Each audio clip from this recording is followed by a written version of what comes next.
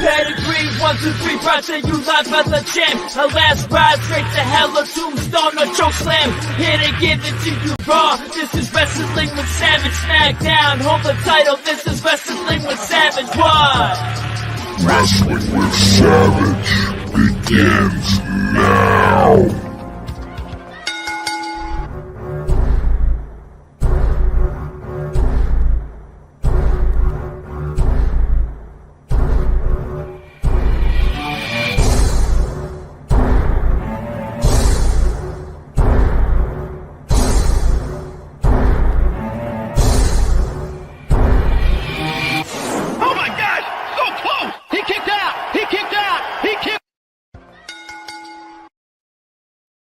Welcome to another episode of the Savage Storm Super Wrestling Show, and we're about to get into it right now. We're going to do it better than everybody, better than Mommy, better than Swerve, better than MJF, better than your mother, your grandmother, and everybody in your basement. It doesn't matter who.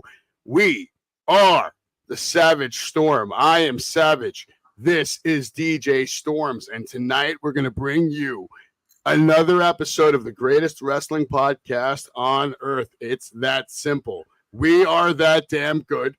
I represent greatness because, first of all, I am the Greek Savage, and my people have been doing this shit better and longer than all of you and everyone doing it combined. I look better, I sound better, and my time is coming. DJ Storms, his time is coming, and we figured we'd get together like Hulk Hogan and Macho Man, form the Mega Powers, except maybe we're going to have a better run, I'd say. Storms, how you doing tonight?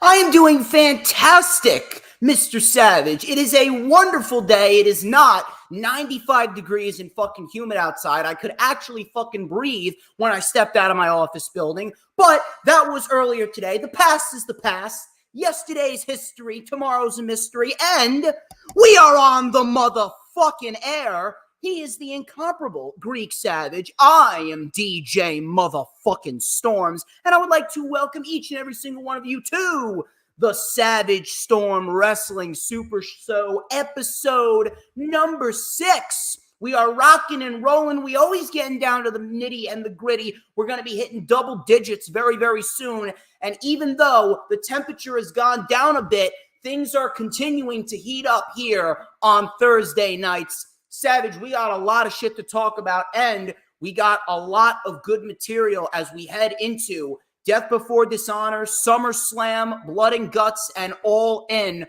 Plenty of good shit coming out of this week in professional wrestling. Why don't we get right into it? Yeah, I want to get right into it. I'm just going to get it out of the way. We're going to talk about what I think was the absolute best moment of the week in professional wrestling. Maybe the best moment of the year. Maybe the best moment of the last 20 years. I don't know. It depends how you look at it. Depends who you cheer for, root for. Maybe you're neutral. I don't know, nor do I give a flying fuck.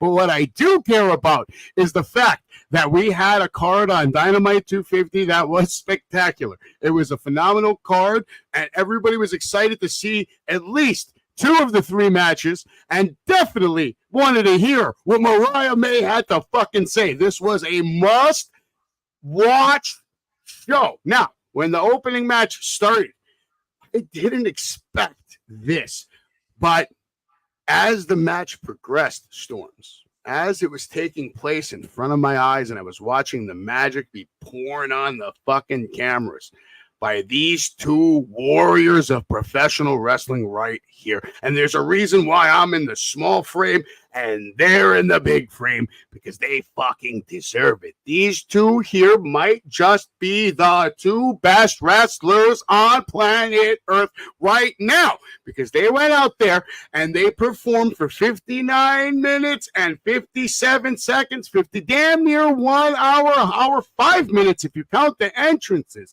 and everything else, the preparation that they had to go through to make sure they executed every single spot and every single move at every single moment. Take it into the crowd. Keep it on the inside.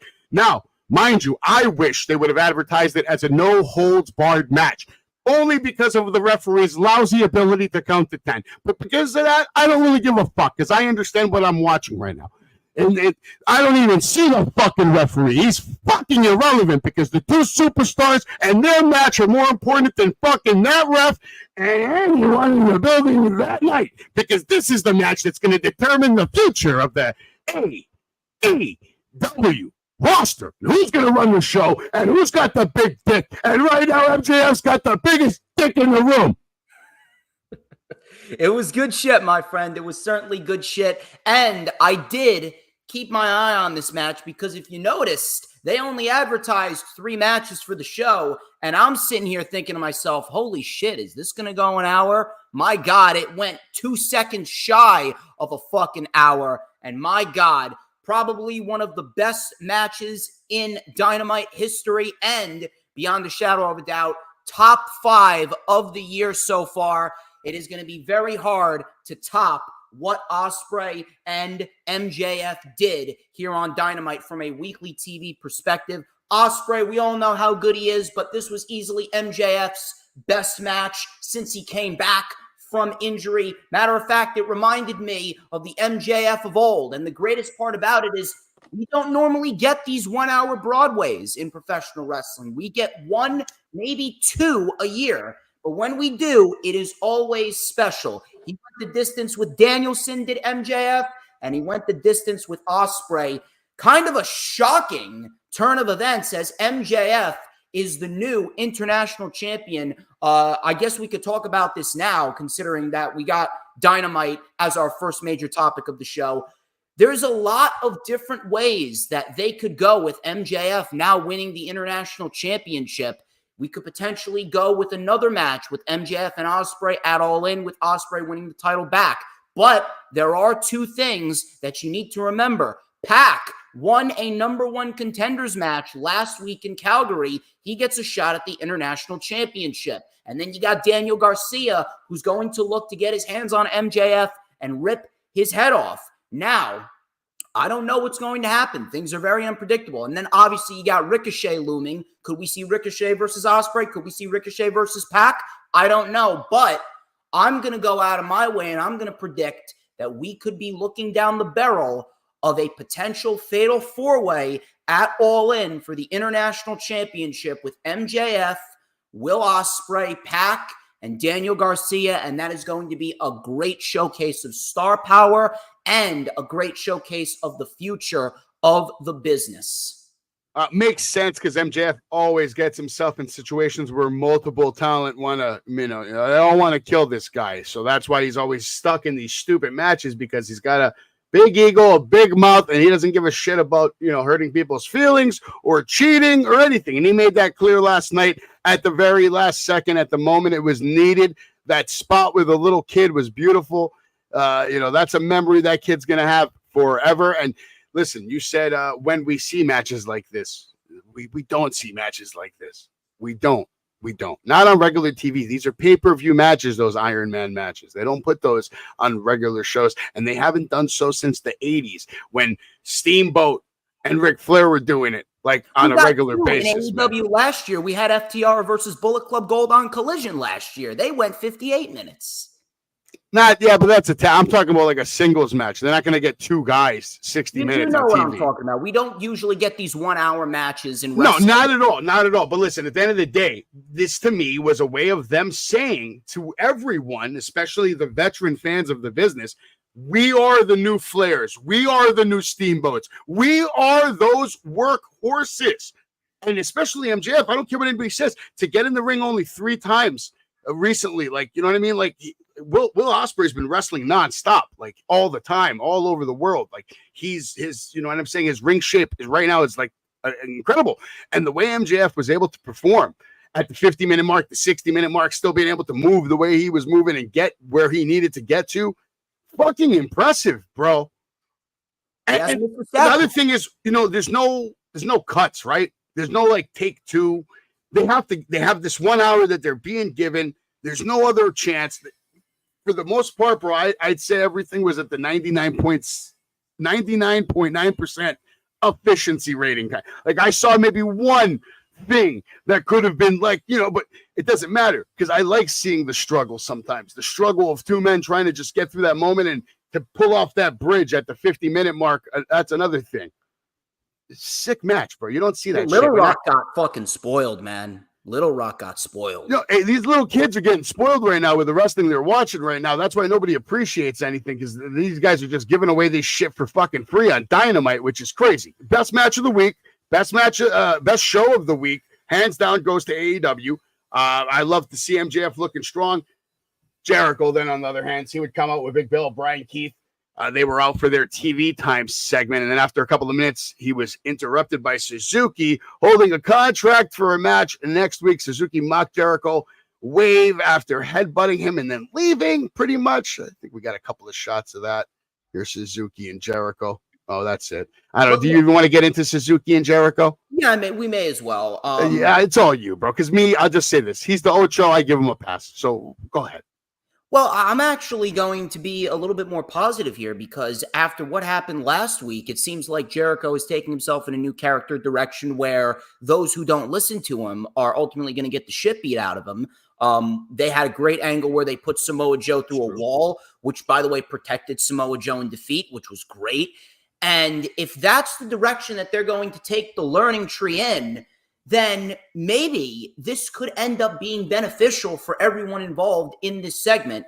So it was pretty much just a setup segment. It was probably one of the most tolerable TV time segments that we've seen. And in the end, Suzuki, he's getting a title match next week. I hope to God that we do see what we saw last week from Jericho. We see the unhinged side of Jericho. Matter of fact, I would personally love if they make putting people through walls like that Chris Jericho's gimmick.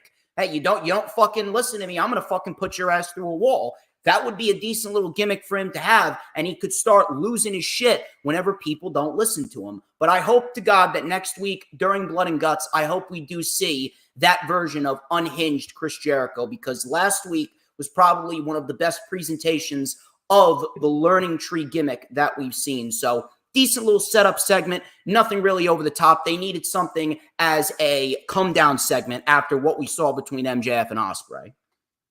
Yeah, it's not a bad take. We got Mercedes Moné here next on AEW Dynamite, and I'll say it again. Mercedes Moné is the winner against oh boy, Nyla Rose. Some people, I guess, said on the internet that they had a great match. It was decent for what it was. I wouldn't say great. If it would have gone another 5, maybe 6 more minutes, maybe it would start to get into that territory. But it was nothing more than a setup match. You see, here's the thing with Mercedes. Right now, they're giving her these setup matches because they're ultimately building towards the major match at Wembley. And I will say this, the match with Nyla, it was kind of there. It wasn't bad, but it was kind of there.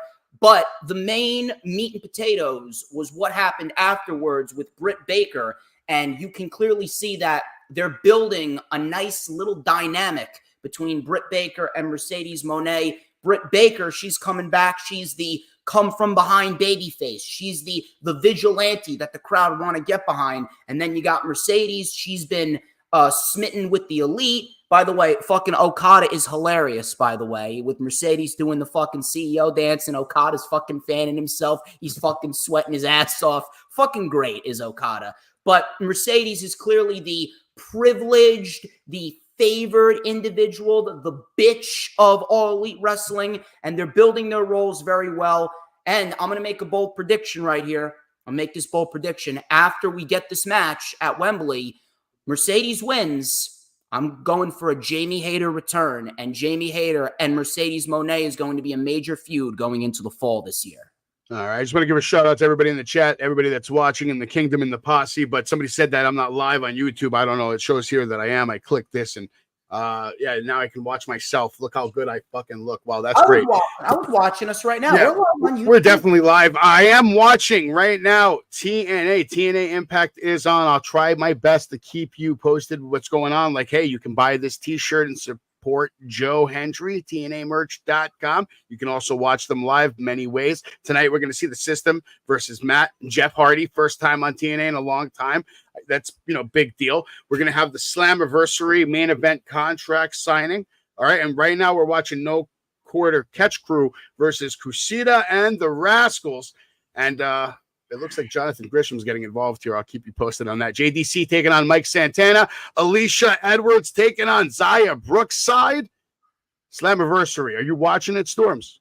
I will not be watching Slammiversary. I will probably be watching Collision with my uncle. Me and my uncle, we've been watching a lot of pro wrestling. But if we do see some good material on Slammiversary, maybe I'll go out of my way and I'll take a look at the highlights. I know we have that free It's sold out. It's definitely sold out. So you can't watch it live. Coming to you live from Montreal, Quebec. We're going to see AJ Francis versus PCO. And who do you got here, Storms? I mean, I'm hoping for PCO. Okay, I like that. Listen, I think they're going to give it to AJ Francis because they've been pushing his ass, but we'll see. Hopefully PCO does come up with the win. Who do you got in this matchup? Oh, Jordan Grace, by far. Yeah, Jordan Grace, right? Ash is going to get fucking killed. I really hope they don't give it to Ash off some bullshit. Mustafa Ali taking on Mike Bailey. Obviously, in my opinion, this is going to be match of the night. I will definitely tune in to watch this shit. I'm really hoping Mike Bailey can get. I want Mike. Mustafa Ali's probably going to win, but I would like to see Mike Bailey get a win.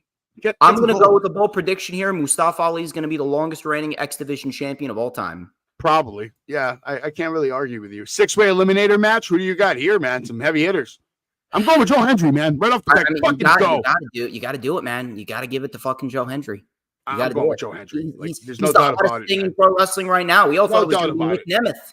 He really is. He really is. Right now, No Catch Quarter Crew just won their match on Impact to kick us off for the night. We'll get back to AEW now. We were talking about Mercedes Moné. Let me know in the chat if you like her, hate her, think she stinks.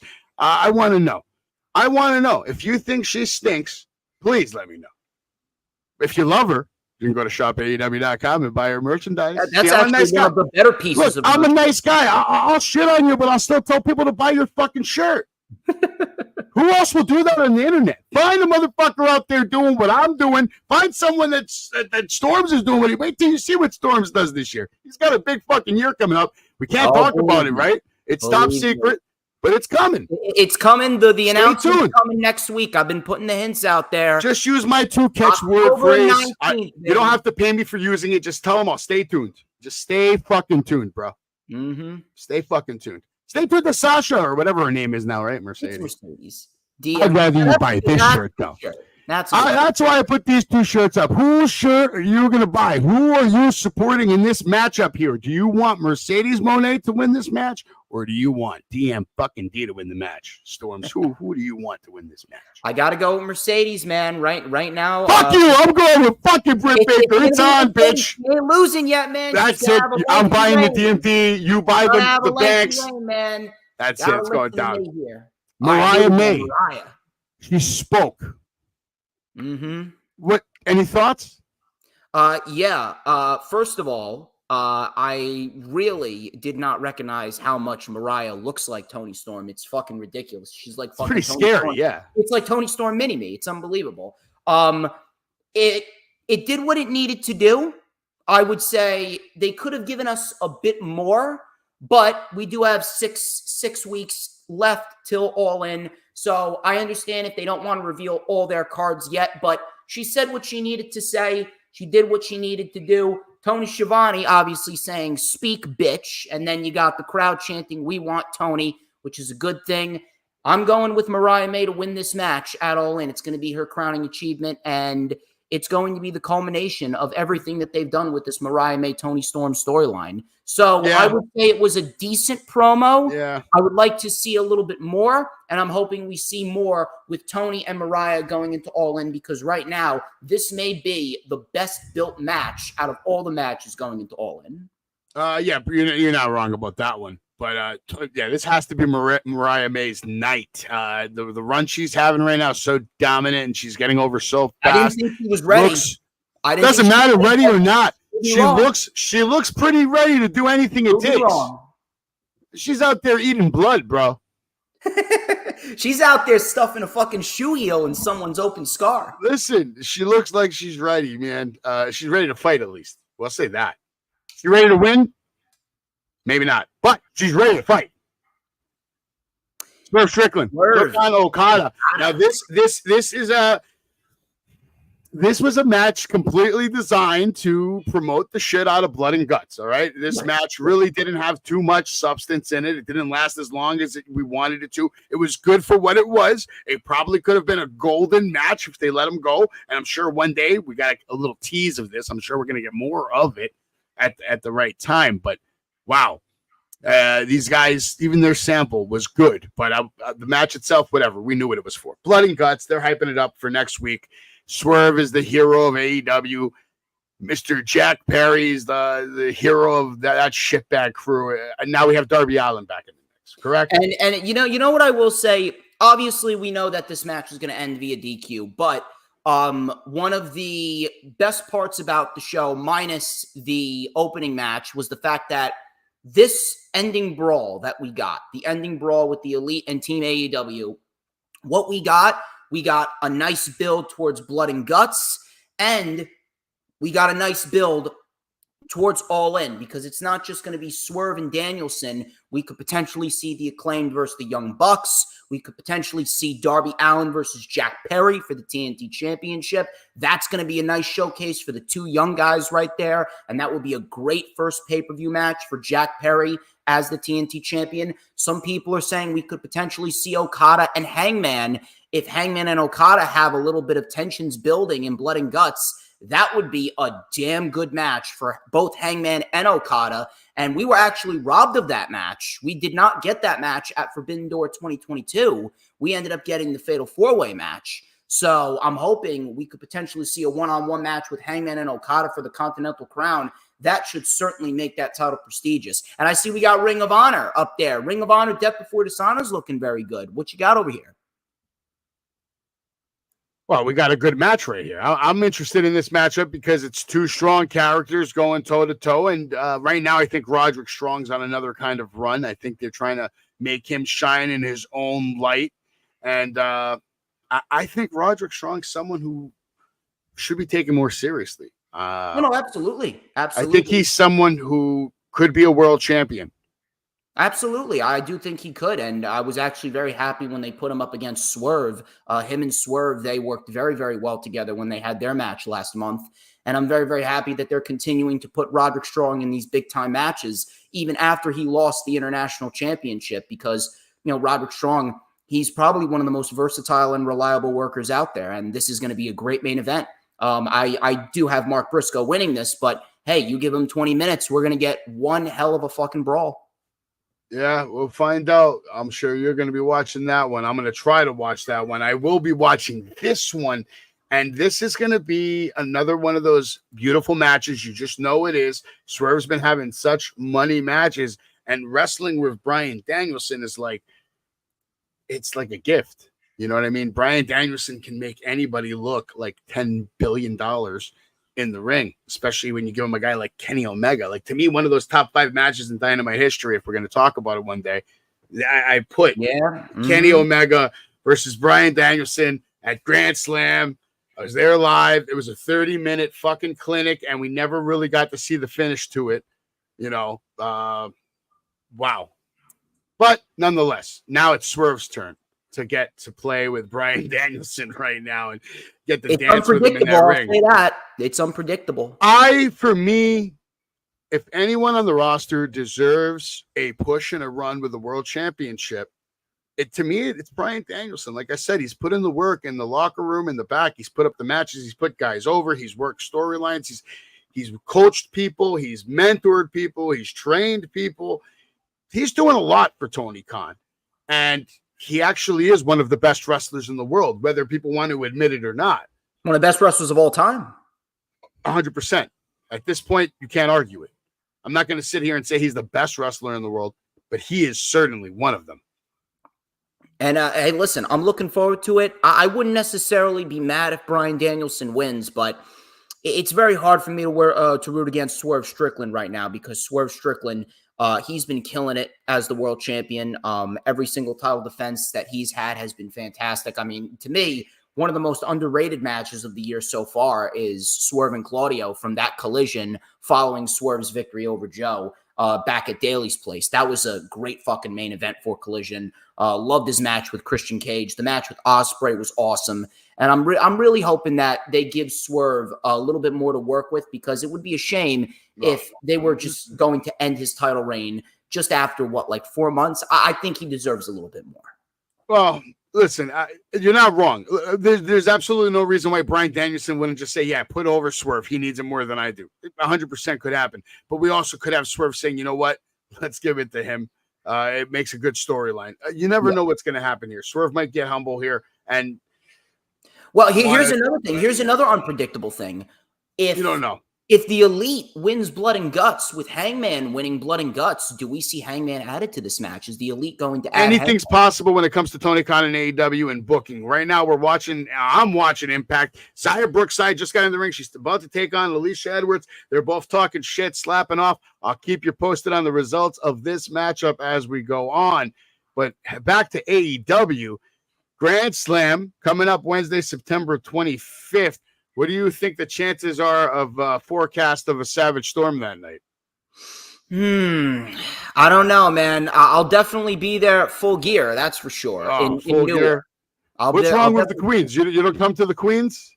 I came there in 2022. It was a good time. What are you doing this year? What are you doing on September 25th? That's so damn important. Probably gonna be working, man. Gotta make the money, man. Listen, working. We'll do the Savage Storm Wrestling Super Show the day after. Trust me. Working. Here's a look at I got a fucking job. What do you want from me? I got 12 jobs. I'll make the time, man. People, you know what it is? You got to be your own boss. That's all it is. Yeah, I know. It's soon, though. Soon for you. Swerve Strickland, Tony Storm. Do you like this lineup when you look at this? Does anything stand out to you? It's a good fucking lineup, and yes, almost everything stands out to me. The only thing I would really change is, again, I love Jack Perry. He's doing some great shit, but I would have given that title to Konosuke Takeshita. And how about the trios title? So we're done with that, or what's going on? No, we're getting a match on Collision. Tournament time? Yeah, it's going to be the Patriarchy versus the Bang Bang Gang, and I do believe the Patriarchy's taking it. I think Christian Cage, your man Luchasaurus, he's going to be a champion. Okay. Well, I think he's going to be an AEW world champion one day if he gets off his fucking... He's just, I don't know. He's stuck on Christian Cage right now. I hope this leads to him, like, turning out stronger than weaker. Yeah. Like, you know what I mean? I don't want him to end this run with Christian and then it just, mid-card status type of shit.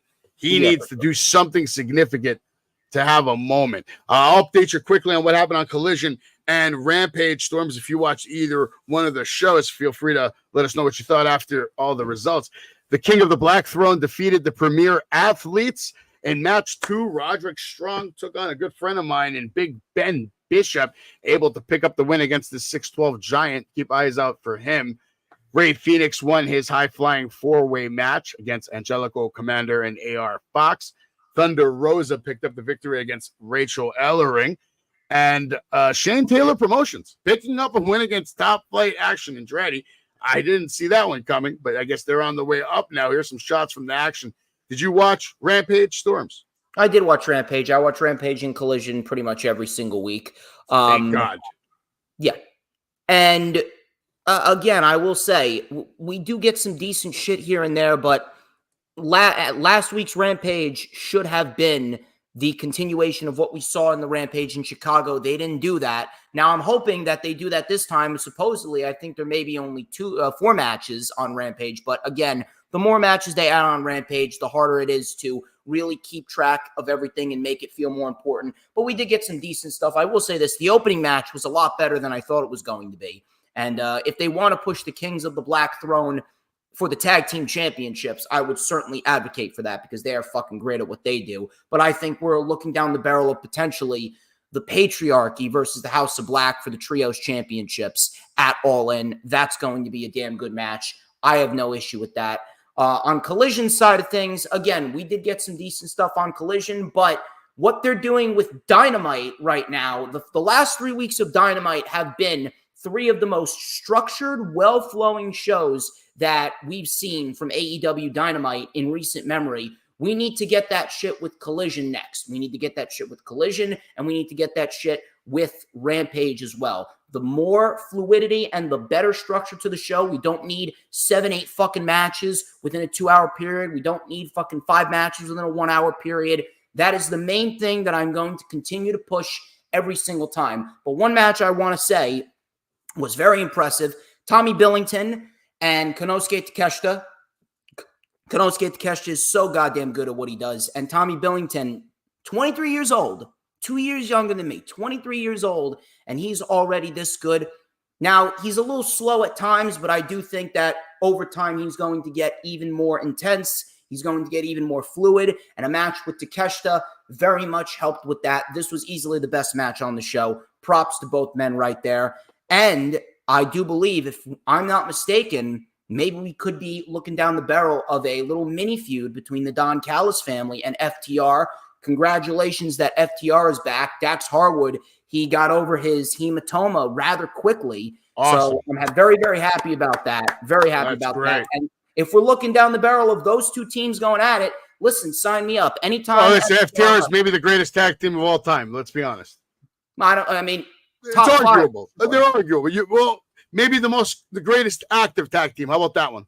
Yeah, I was actually rewatching that 2 out of 3 falls match with DIY. I very much loved it. Zaya Brookside picking up the win on Impact. And Slamovich was ringside too. So Alicia Edwards had some help right there.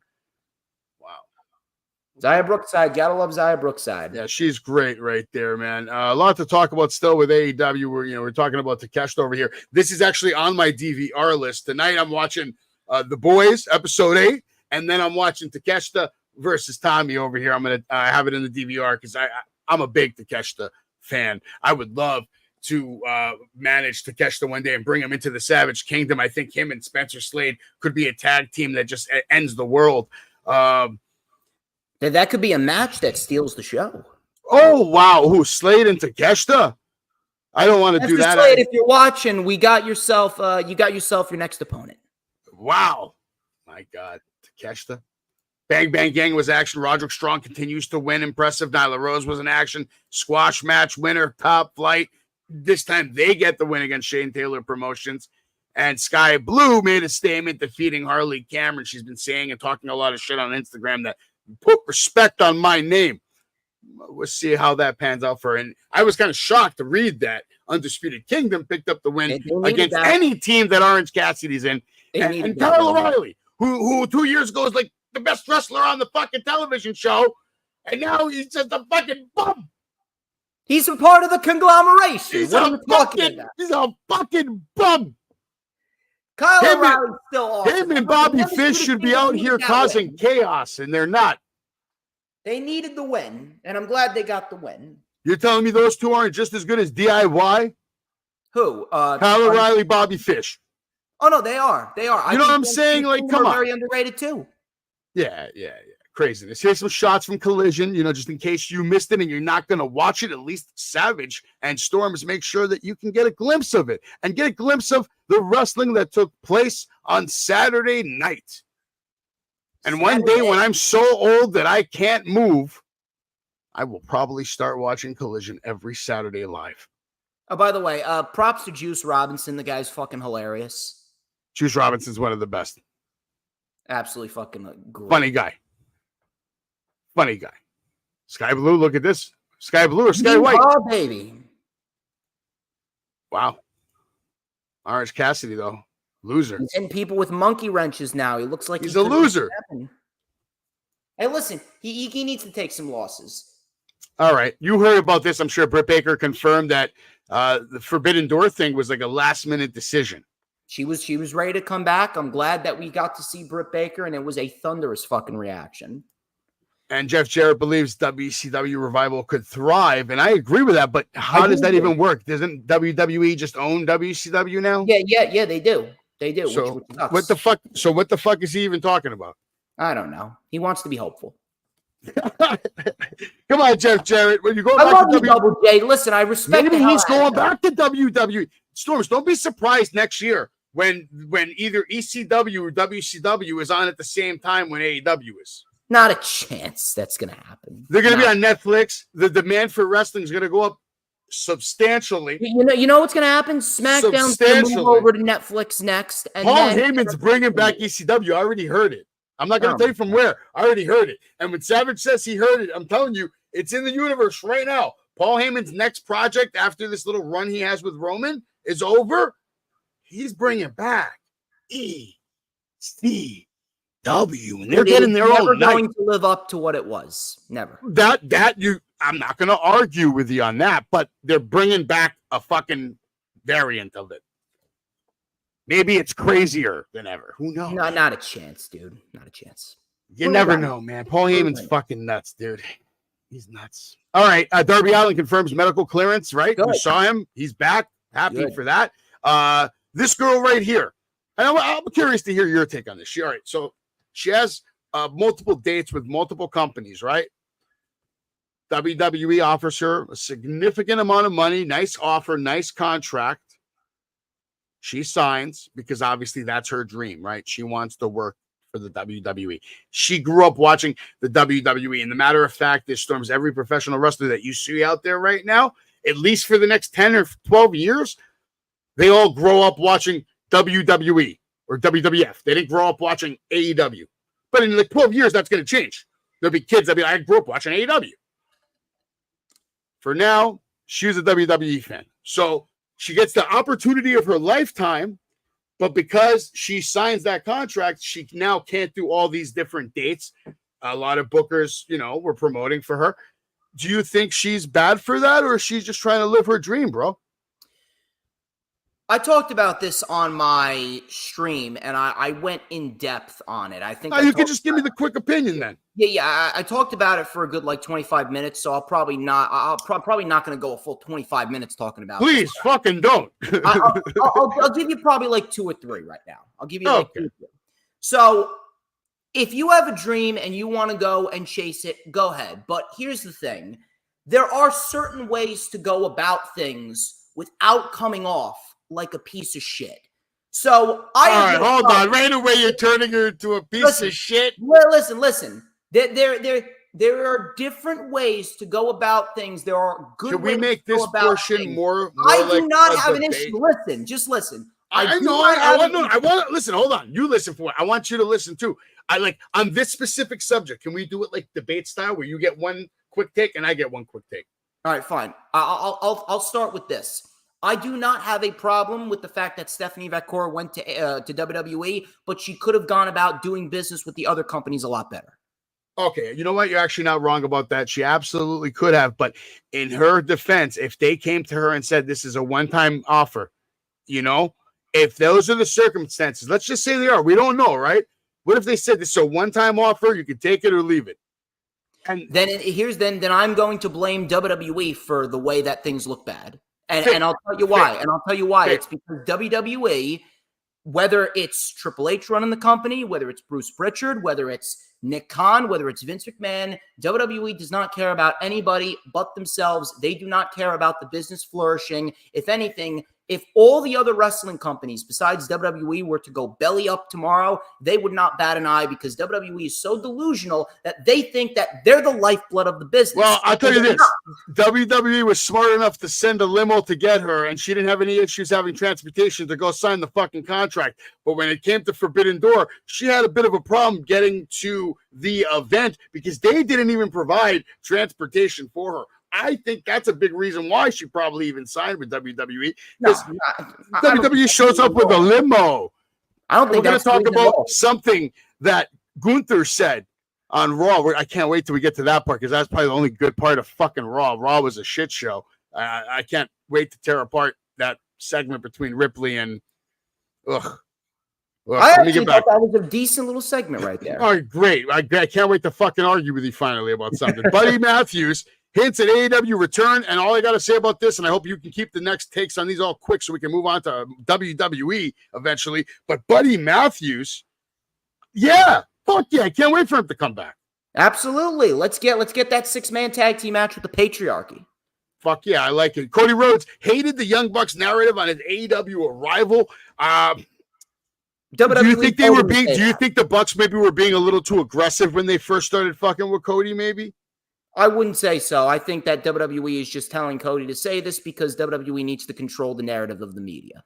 Interesting. Okay. I'm not even going to argue with you on that because anything's possible. Tony Khan praises Ricochet as a top attraction amid AEW rumors. But of course, you're going to have to say this guy's a top attraction because he's been a top attraction since the day he set foot in Japan and he launched the fucking world on fire when he started doing shit that was out of this fucking universe. There you go. I'm looking forward to when he finally signs with AEW. Who do you want to see him wrestle first?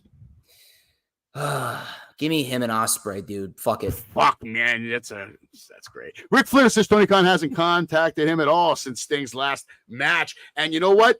I actually respect Tony Khan for this. Listen, I know over the last 5 years, Tony Khan's fucked with a lot of legends and brought them on TV and given them TV time and worked angles as managers and this and that. Bro, get some new fucking blood in there. Get some new managers. Give your TV time to people who haven't had it yet so we can see them either bust or flourish. It's one of the two. Give people TV time. That's the only way you're going to know if they're the real deal. Let open mic be a fucking thing. There you go. You'll get results. You'll know who's shit and who's not shit. Now, this is a shitty take. And I think this is really stupid to say on behalf of fucking Tony Khan as a wrestling fan only, as a wrestling purist and a wrestling fan. There's no fucking way in hell. I don't care how good you think Copeland's run in AEW was. It was nothing compared to his run with the Brood and Edge and Christian. Not even fucking close. Yeah, shit with John Cena. Yeah, well, listen, I respect that Tony Khan's prideful about his company, but the man hasn't even prideful. Been there That's for full 9 of shit. months. Full of shit. You know he loved the WWE shit way better. Deep down, he fucking loved all those Edge matches, bro. He's marking out over here. He's a fucking wrestling fan whose daddy's a fucking billionaire, and he gets to fucking play with all these fucking wrestlers. It's a fucking treat. You would love his fucking job. Who wouldn't? He's getting to fucking hire anybody that you say. I respect that he loves the business and all that, but here's the thing: he does love the business, but that's bullshit. Listen. Edge has had some phenomenal matches since he came to AEW. Do not get me wrong, and he's going to continue to have phenomenal matches. But I mean, come on, you cannot put you can't put 9 months of an AEW run over all of those classics that he had with the fucking Undertaker in 2008. How about the Metro McFoley, Randy Orton? Come on, the list goes on and on, bro. No fucking way. He was tag team champion. Let him at least get 3 or 4 years. He was a tag team champion from the best. He was a tag team champion with Hulk Hogan, bro. Does it get any more over than that? I love you, Tony Khan, but you can't be a mark in that regard. Tony got again. All right. He rules out the immediate AEW pay-per-view shows in Texas. I don't know where these rumors started. I'm sure you saw them. They started talking about Dallas Stadium. Big show, 100,000 people. Bold fucking claim. 100,000 is hard to pack out. Do you think they have a shot? I would have loved to have seen him try. I would have loved to have seen him go there. Everybody would. That would have been great. They did it with Wembley. They could have done a lot with AT&T Stadium. What was the final count in Wembley? 76? No, the paid attendance was 81,035. Yeah, that's impressive. And he did that overseas. So can he do it here? I think he can. We need to make All In a pay-per-view that travels around. You can't keep on running Wembley forever. You're going to burn it out. Let's see what they decide to do, Tony. Go to the O2 Arena. He has a lot on his plate. Wow. All right, so that's it for AEW. We'll get right into the WWE, and I guess we'll start off with the first show of the week, which was SmackDown, right? Their premiere show on Fox. Bayley stirring the pot between Nia Jax and Tiffany Stratton. They're teasing us so much with these just it is Tiffy time, baby. I'm loving it. Yes, it is. Nia Jax defeated Michin. And I mean, she defeated Michin, right? She got squashed really quickly. Oh, match there. Any thoughts on this opening match? It definitely proves that if they want to start pushing other people, minus Rhea Ripley, Liv Morgan, Bayley, I think that we could have a solid and competitive women's division. It all just depends on the effort. It depends on WWE doing what they've refused to do, and that is put effort into other people that are not named Cody, Randy Orton, the Bloodline, Seth Rollins, CM Punk, Drew McIntyre, those guys. Well, listen, with everything that's going on with the Bloodline and the fact that she does have a presence about her that makes her look like a giant, right? You don't have many of these females as these giant characters. They can actually develop her, Nia Jax, into a larger than life character with a Samoan heritage. If they were smart about it, you make her like so fucking feared that, you know, Tiffany's terrified to cash in on her. That's the storyline for the next year. Tiffany is watching her back, and Tiffany is terrified to cash in on her, and Nia Jax has convinced her to cash in on, you know, Liv or Rhea Ripley or whatever the fuck. Because Money in the Bank, she can do whatever she wants. You know, we'll take over this whole company, me and you. I'll be the champion, you be the champion. There's a storyline there, they can tell it. And she'll be terrified of Nia Jax, and they make Nia Jax a dominant champion all the way up until WrestleMania. She has her match, she wins. It's Tiffy time. I'm going to tell you this right It's now. Tiffy time. I think that we're going to see Tiffany Stratton cash in at SummerSlam on Bayley. You're probably not wrong, but for me, it's always, and you know this is true no matter what you say, it's a bigger moment at WrestleMania than any other event. I'll just say that. But who knows? Who knows what's going to happen? But nonetheless, Nia Jax looking impressive, man. She out here leg dropping Bayley. Tiffany Stratton tease cashing in on Bayley. And of course, you see Nia Jax like, what are you doing? Like, what It'll happen at SummerSlam. Don't worry. Legado del Fantasma. By the way, Corbin and Apollo, I can definitely get behind them as a tag team. We got a by the way. What'd you say? I said we have a by the way, and I put your full screen. Yeah. And I said that Baron Corbin and Apollo Crews, they look fantastic as a tag team. And one more time, same thing with the women's division.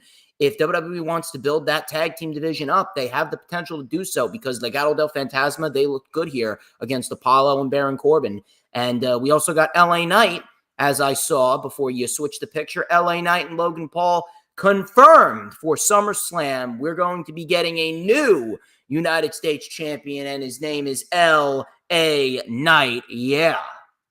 Well, this is definitely a match that I want to see, especially knowing what Logan Paul can do in the ring. LA Knight, probably at his prime right now. He's probably never looked or sounded better than he has lately. Like the last year and a half, he's had a different presence about him. Obviously, he's elevated himself to like a megastar status. Kind of seemed like it happened overnight. Yeah, right? It kind of took over the world. And him getting the United States Championship makes sense, because otherwise he's going to lose a lot of momentum. He needs this win so badly because, you know, the runs come and go. I mean, they're here for you today, but are they going to be here for you tomorrow? He needs to have that win over Logan Paul, because Logan Paul's been talking a lot of shit. He's a great bad guy. And my calendar says we still have a few SmackDowns to go before we get to the match. So there could be some really good storytelling to make this one of those like anticipated matchups. I'm curious to see what they're going to do, especially with the access Logan Paul has to, let's just say, life, and being able to create certain situations and different environments for content. You know what I mean? If he really wants to, they can go fucking absolutely ape shit with this and get us content like we've never seen before. And I'm looking forward to it. I hope they treat this like a big Hollywood match. Oh, absolutely. That's how Logan Paul needs to be treated, like Hollywood. We need an LA Knight win as well. He's been losing virtually every big match that he has been in since the fall, and it's time that we turn that shit around. Yeah, he needs this win. This is a must win for LA Knight. Naomi defeated Blair Davenport, and this doesn't make sense to me either, because you just brought in Davenport. She was looking great. Naomi's been losing as of late, and I guess you just wanted to balance things out in the women's division. Not that good of a match. I don't know what it is. They do not have good chemistry together. I didn't really like the match. I didn't like what it did for Blair Davenport. And this was another quick match. I knew this was going to happen. It was a good match, but again, a quick match. This is a pay-per-view style match. These guys need to be given like 30 minutes to really show what they can do. But yeah, whatever. Great. DIY wins. Come on. They're not going to lose the titles the next night. Whatever the hell it is, 1 week later. Of course they weren't losing, because at the end of the day, DIY, they're going to be holding those championships for a while. If anything, what happened afterwards with fucking Jacob Fatu wrecking house, it was unbelievable. Well, now we're going to get to my favorite part of the night. And, you know, this was absolutely incredible to just see him unleash hell on random wrestlers that have nothing to do with the Bloodline storyline going on with Cody Rhodes. Here I am. I'm the Samoan Werewolf. I'm about to fuck you up. And guess what? You ain't going to do a goddamn thing about it. Guy's doing fucking Whisper in the Winds. He's doing moonsaults. He's doing fucking super kicks. He's unbelievable. He's a fucking freak of nature. Cody Rhodes trying to be the brave man, right? He's coming to the rescue. He ends up getting tied up, screaming, "Take me instead," which I thought made him look very weak. If anything, that was actually an excellent segment because it actually develops sympathy for Cody, and it doesn't make him look like he's unbeatable. Now we have somewhat of a legit challenger. Do I think Solo is ready for that spot? No. Was the beatdown awesome? Yes. This is the best version of the Bloodline that we've seen since probably when Sammy was last in the Bloodline. Now, I don't think Solo is ready for that spot, but I really do hope that Solo proves me wrong. I do. I hope Solo proves me wrong, and Solo ends up going in there, and he puts on a quality main event with Cody. I really. So you got Cody Rhodes winning this match at SummerSlam? Yes, Roman Reigns will be returning, and yeah, I think Roman Reigns definitely comes back and has some kind of an effect and impact on this matchup. There's no way Roman is going to win clean. Not Roman, Cody. I mean, Cody's not going to win clean. He's going to need the help of Roman Reigns probably. Jacob Fatu is going to get involved. It's probably going to get wild. I'm wondering, do you think we're going to see a face-off at all between Jacob and Roman? Possibly. I wouldn't mind it.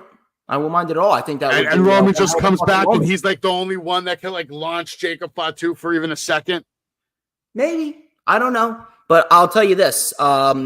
We could be looking down the barrel of Roman versus Solo potentially at Bad Blood. Or maybe Bash in Berlin. Maybe Bash in Berlin. Well, that was your SmackDown. We'll get to Monday Night Raw now, where Rhea Ripley opened the night against Liv Morgan for SummerSlam. And listen, to me, this was absolutely hard to watch. I thought it was boring. It didn't stick for me. I didn't like the segment with Liv Morgan just being in the back. That killed it for me. I really didn't like it at all. I didn't like it at all. Storms, maybe you loved it, not me. I thought I'm not going to say that I loved it, but I'll tell you one positive thing that did make it good, and it was the fact that Dominic Mysterio was trying his damnedest to get Rhea to acknowledge him, and Rhea Ripley kind of fucking blew him off. And I want you guys to remember that, because that will ultimately be what makes Dominic side with Liv Morgan at SummerSlam. Yeah, more than likely. Yeah, I can see that coming. Actually, I see everybody talking right now that Liv Morgan's going to retain, and it's going to be because of Dom. That's everybody's climbing aboard that train right now. Very highly likely. I'd rather see Rhea Ripley just obliterate everybody and take back her title, and we go back to where we were. But no. This probably is not going to happen. Era now. I guess we'll find out. Sheamus defeated Big Bronson Reed, and then Pete Dunne had some shots for him. I don't even think he talked to him. He just started beating him up. Big Bronson Reed looked good. This is why Sheamus got beat up, because you're out here just fucking with Pete McAfee's hair. Like, come on. A little bit of a quick match. I would have liked to have seen him go a little bit longer. Definitely a quick match. Sheamus looked good. I don't know why Bronson Reed's taking losses to Sheamus. That doesn't make sense to me in 2024 at all, especially a quick loss.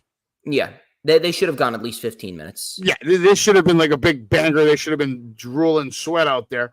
Pete Dunne getting some shots in. Obviously, he's not too happy with Sheamus.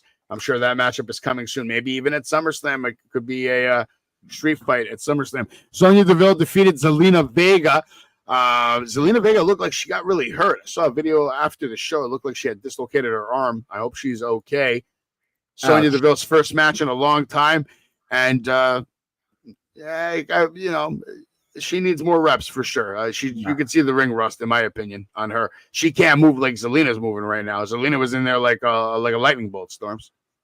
I really don't know what it is with these 30-second women's matches. Really pisses me off. With WWE, it's like 1 step forward, 2 steps back, 2 steps forward, 3 steps back. They're so fucking inconsistent. They really are. But the women's matches, yeah, and especially when you're pushing Lyra Valkyria for so long and you're having her get the rub from Becky Lynch, and then she just loses the Money in the Bank. Now she's the third of some like nonsensical story that doesn't even make fucking sense at all. So yeah, I think this is one of those cases they don't know what to fucking do with any of these fucking people. Listen, Lyra's a fucking hottie. I appreciate Lyra on my TV screen, but yeah. First of all, Zoe Stark right there. She's one of the top wrestlers in the world right now, like female wrestlers. She's phenomenal. She doesn't get enough appreciation. She really doesn't. She's phenomenal. She can be a women's champion, man. She can put on clinics inside the ring. She's great. She's great. To me, she's better than Shayna Baszler because she's got a better personality than Shayna Baszler. I mean, Baszler's great, but Shayna Baszler, she's not great on the mic, really. Like, she's just not. Zoe Stark's a little better. We'll see. Sonya Deville, before she got injured, she was on another level. Let's see if she can get back to that level, because you can see that she's not at that level right now. Not yet. She just got back. It's been a while. We'll see what happens, but listen, I'm hoping for something. I want something of substance in the division. Here was something right here that I was looking forward to, the face-off between Damian Priest and the Ring General Gunther, as he calls himself. Solid stuff.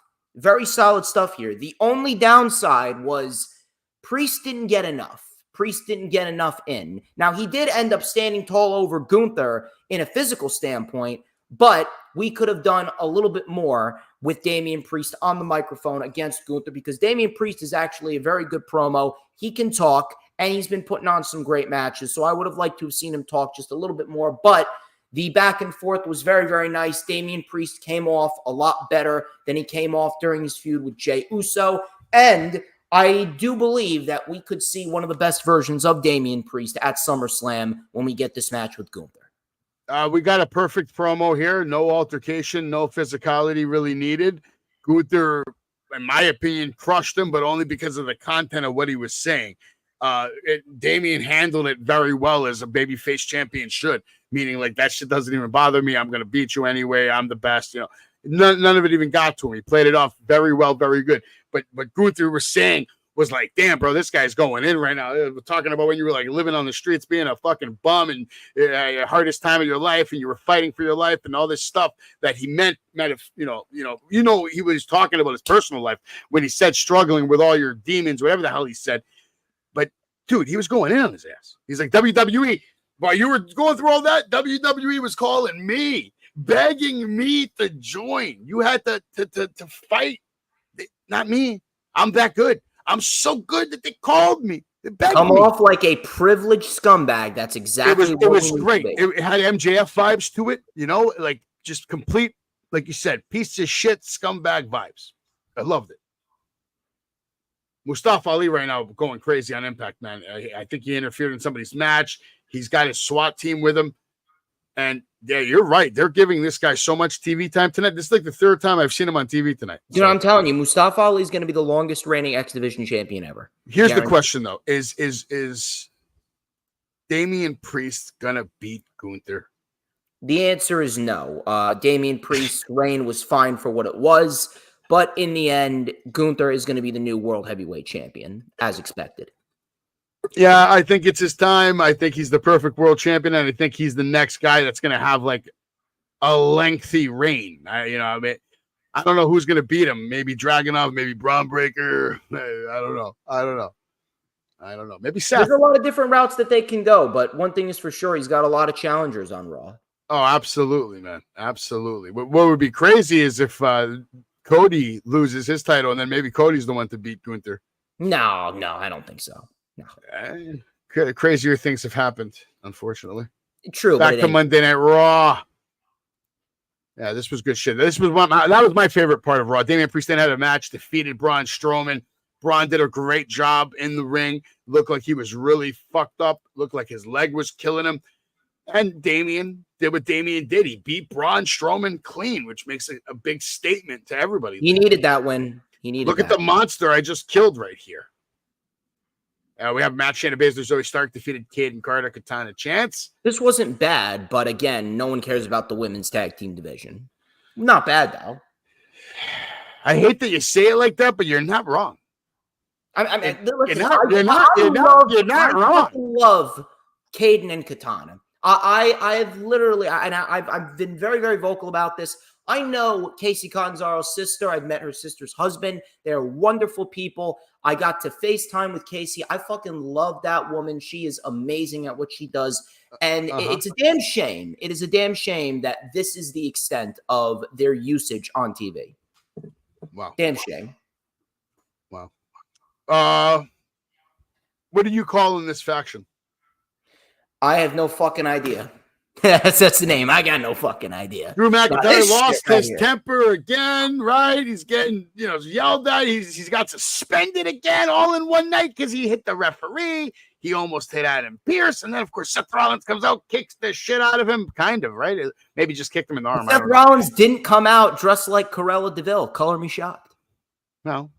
This was quick, though. This was quick. There's nothing too crazy. By the way, I think it's time for the Hardy Boys return. Wow. I'm watching Impact. And right now the Hardy Boys are on TV. They're about to have a matchup against, I believe it's the System. The System? The System.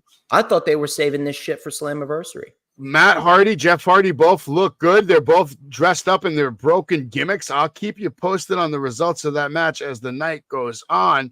But we're not on AEW right now, right? No, we already got past that. Yeah, that's why we gotta fire my producer. He sucks. My producer's the worst producer in the world. Did you like this promo? Some people said it was the best promo of his life, but to me, it's like this wasn't a promo. This was just this dude telling the truth. I'm telling you this. I think this was better than all of Bo Dallas's videos. No, really? Joke. This was better than all of Bo Dallas. Come on, you can't say better. Just as good, maybe. No, this was better than all of Bo Dallas's videos. And the first Bo Dallas one was the best. Where they said your brother, man. Eric Rowan, he just came off so much more real. The emotion was even higher than it was in the Bo Dallas video. Definitely an emotional video, 100%. You can feel goosebumps on all of these, but that first Bo Dallas, because it's his brother, no matter what Rowan says, Rowan's not his blood brother. Bo Dallas is, bro. And like when they asked that question, I understand, but man, Eric Rowan, the memories that I have of Eric Rowan back in the day. Of course. My dad and my uncle dressed up as the Wyatt family at our last ever wrestling event at the Izod Center back at Extreme fucking cool. 2014. I was Bray Wyatt. My dad was Luke Harper, and my uncle was Eric Rowan. It was absolutely unbelievable. These are the kind of pictures you got to send my way so we can show them in the show sometimes. Mm-hmm. Jey Uso defeated Dirty Dom. The Quick Yeet act. Nation. What do you think about Jey Uso? Do you think he's championship material? He is not singles championship material, but I don't mind him in this role. I don't mind him in this role. Liv Morgan coming out, causing more trouble. Rhea Ripley coming out. And I think Rhea Ripley confirmed that she gave Jey Uso her phone number.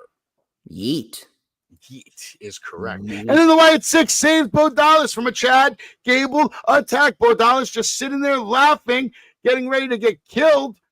Look at him, though. Bo Dallas is here. His name is Bo Dallas. They're calling him Bo Dallas. He's in the flesh. You all were wondering how long were they going to take before they, put him in the ring. And fuck, man, here it is.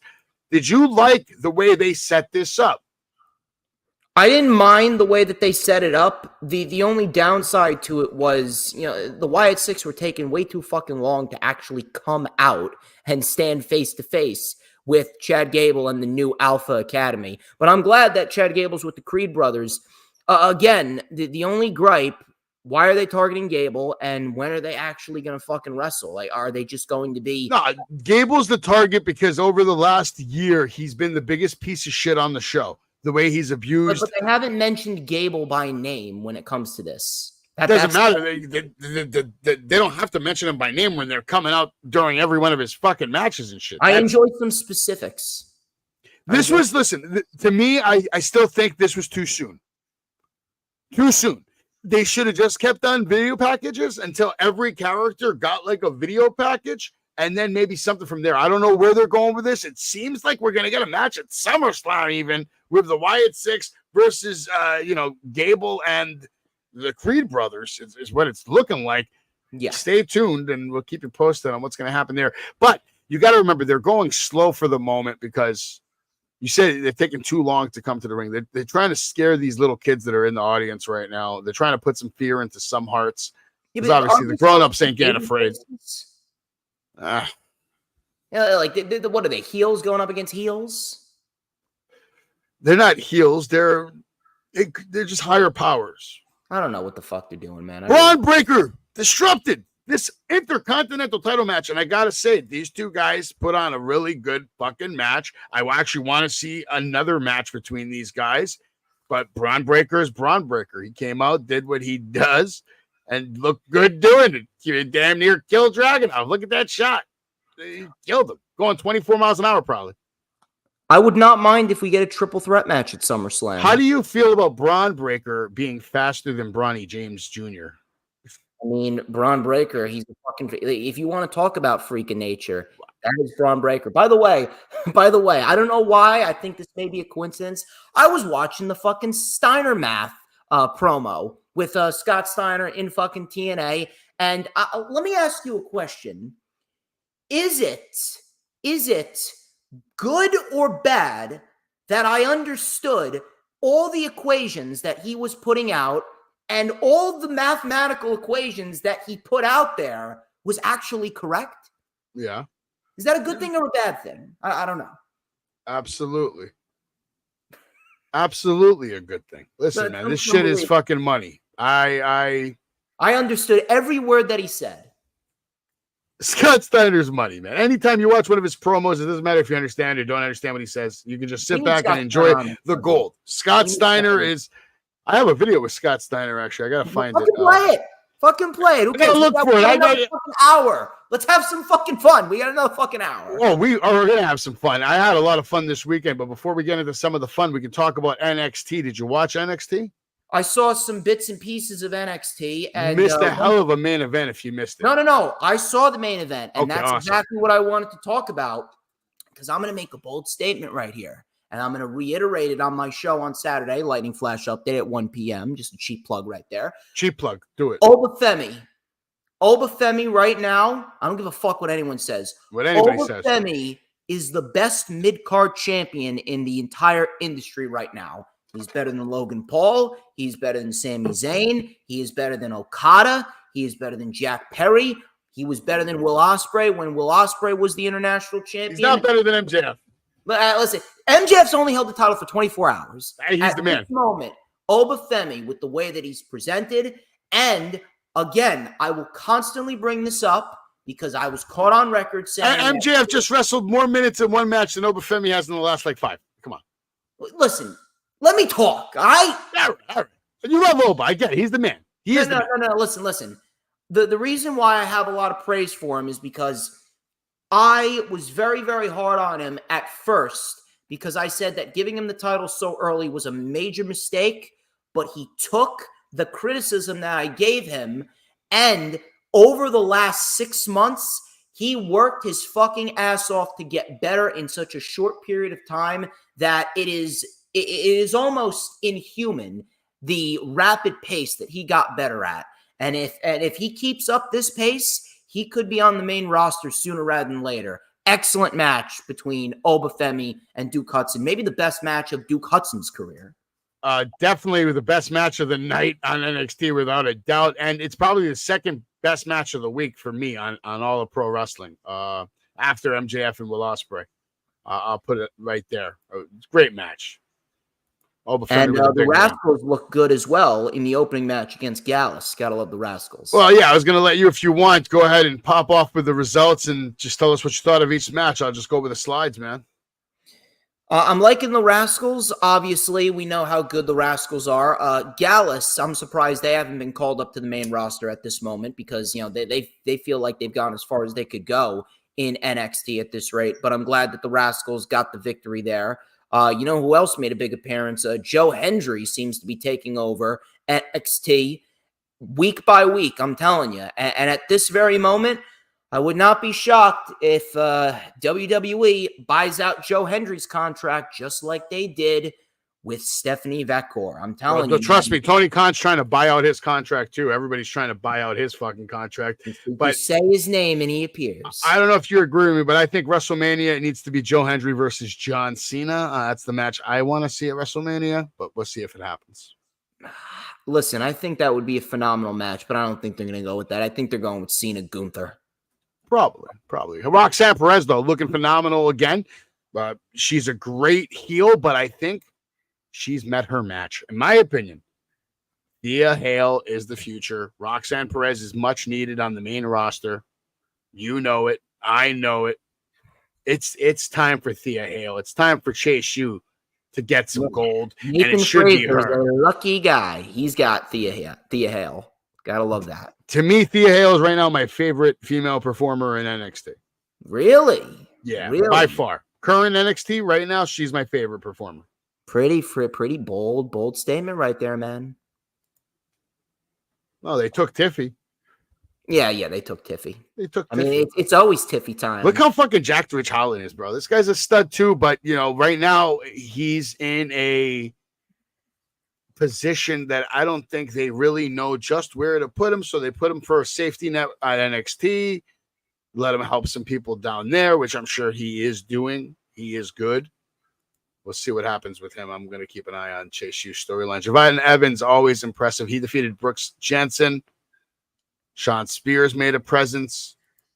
Very much appreciate Javon Evans. He's slowly becoming one of my favorite acts on NXT. And the more that he wrestles, the better.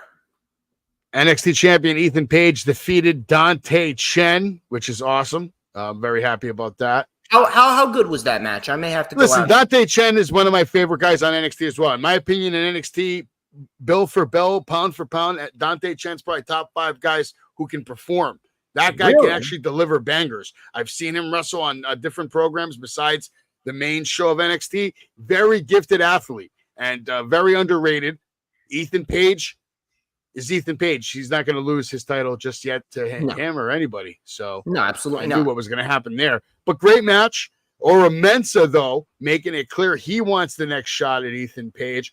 We'll see where that takes Ora Mensah. I think he's another guy that's going to lose. And I was shocked at this one here. I was shocked that Tatum Paxley just defeated Izzy Dames so easily.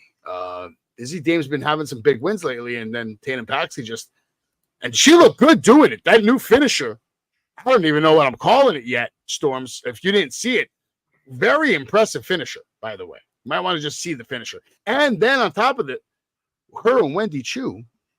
Tatum Paxley, she's another one. She's the woman of Javier Bernal. So big body. I heard that the WWE right now is like a lover's paradise. Like everybody there, like they're all dating each other. I know. It's like fucking Love Island. Yeah. We might have to do a whole show on that. Temptation Island, Love Island, 25-year-old mate Island. It's unbelievable. Lola Vice picking up the win, defeating JC Jane pretty easily, actually, but then she got jumped by Fallon Henley. All hell was breaking loose. I'm sure there's a match coming there. And the OC, now this time, they're the ones that defeated OTM because they've been losing left and right, so they needed to get some kind of recovery going. So it was going to be here tonight. Mediocre match, nothing crazy about it, in my opinion. It's okay. Whatever. Main event, we already talked about it. That was a banger. And now we'll just get into the final breaking news of the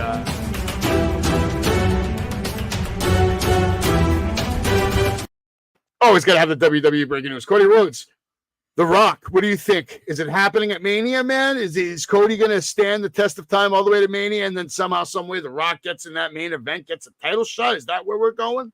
If we're going to see these two fight, do it at the Rumble. Do it at the You Rumble. just want to see it at the Rumble, not interfere in WrestleMania. Okay. Cody and Punk should be the match at Mania. Are you concerned about the Wyatt Six after their WWE Raw shit that they did? Because you made some statements, but are you concerned? Would you use that word? I'm not concerned. I'm more disappointed. I wouldn't necessarily go that far, but I'm growing a little impatient. Okay, yeah, that's fair. I'm just growing a little impatient. A guy can only watch so many video packages before he says, "All right, listen, we need some wrestling because this is a fucking wrestling company." Now, we talked about this earlier. Would you be willing to say this to the face of Rikishi, who he's pushing fans to push for Jey Uso's championship opportunity? So obviously he thinks his son can be a world champion. You said he's not world championship material. Yeah, would would you say it to Rikishi? I would probably say it to Rikishi. I would say, like, listen, your son's a great hand, but there's way more individuals who are above him. You heard it, Rikishi. It wasn't me. Not yet, at least. Listen, Big Quiche, I love you, but it's just not happening.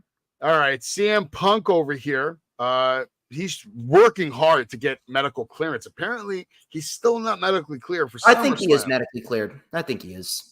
That's what they're saying. I'm just reporting what is being reported. Ric Flair reporting that he's not happy after ESPN snubs him on the top athletes list. And that I agree with. No, we can't. I'm going to squash this for Flair right now. He's never played professional sports for a professional sporting team. He's never played. Macho Man played for a sporting team, right?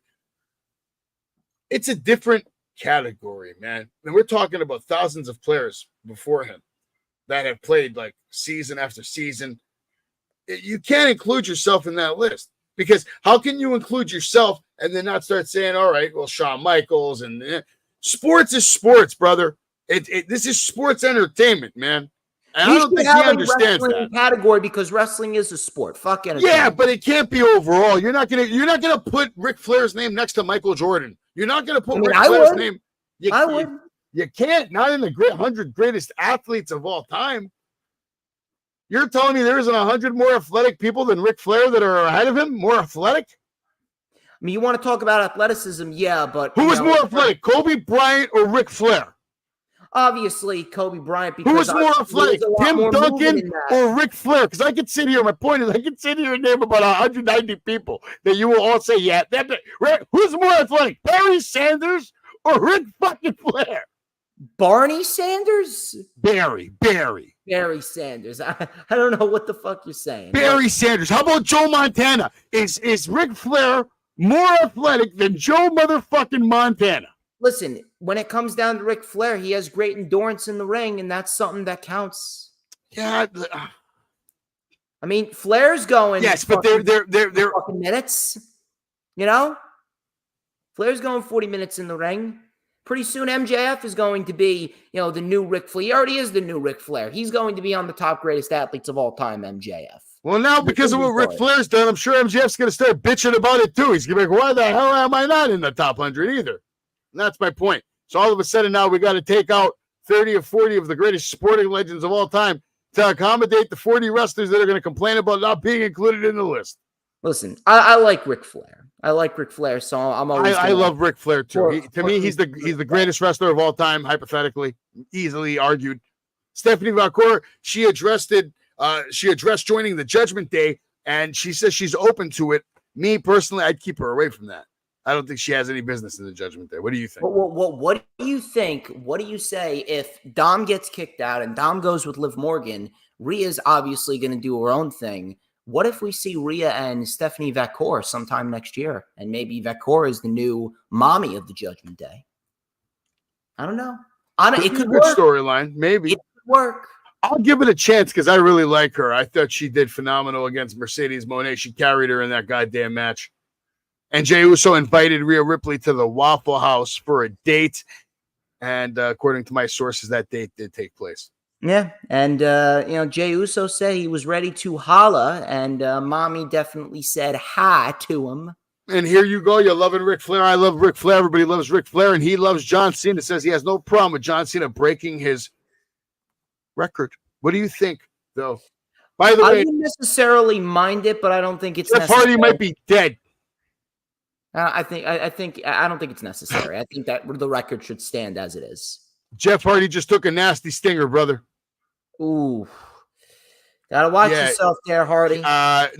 This might be bad. I think they're gonna get him on the stretcher right now. His neck.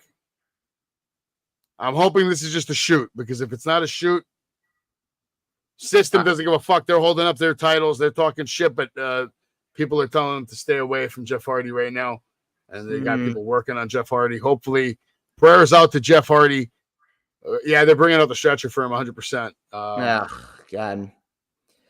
Fuck, man. You don't want to see this, man. No, you never want to see all that this shit. For what? For what? Go have your match at WWE, get your Hall of Fame, and be, be done with it. God damn, man. God damn. Do you think John Cena is going to break the record? That was the question I was going to ask. I don't think so. No, I think it's going to stand. If anything, if one guy could break the record, I think it's going to be Orton. I would rather see Orton break the record, but you can't argue that Cena actually does deserve it too if they did give it to him. WWE now 2 new PLEs coming again. No Mercy, which is great. No Mercy's coming back, and Halloween Havoc, NXT Halloween Havoc. So we'll look forward to those. RVD, hopeful that WWE is going to bring him in to wrestle John Cena. Do you want to see it? Do you think it happens? To be quite honest with you, yeah, I would kind of like to see one more RVD and John Cena match. I think RVD, he can still go. And if John Cena's up for it, I say book it. I think that's a ratings draw. I think a lot of people would tune in to watch that rematch from One Night Stand, one of the most legendary pay-per-views of all time, where RVD became the world champion for the first time, the WWE world champion. Matt Cardona, he believes the same thing. He believes that under the new regime, that he and John Cena are going to have that match. Do you want to see that match? Because I do. The history is definitely there. I kind of do, to be quite honest with you. But the question is WWE really going to allow Matt Cardona to be the Matt Cardona that we are seeing right now? That's the main question. Because on Netflix, yes. WWE, because if MJF goes to WWE, then he's going to be watered down. Same thing with Cardona. Nah, this shit only works if he comes as himself. So this way, John Cena can throw his career at him, and that can bounce off Matt Ryder or whatever they're going to call him, Zack Ryder or Matt Cardona. I don't know, man. I don't know, but who knows? It could be good shit. That's the breaking news for WWE. We still are watching Impact over here, but I still have a lot to talk about, a lot to show you guys.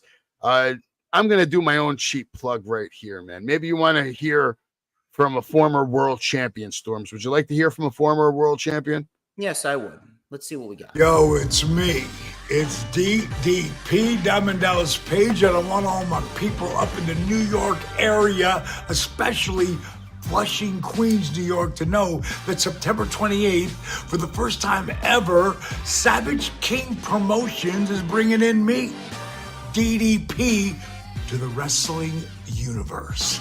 That's right, from 12 to 4 p.m., you can meet me in Flushing, Queens, New York at the best wrestling store on the planet, the wrestling universe. And that's not a bad thing. That's a good thing. For all information, go to thewrestlinguniverse.com.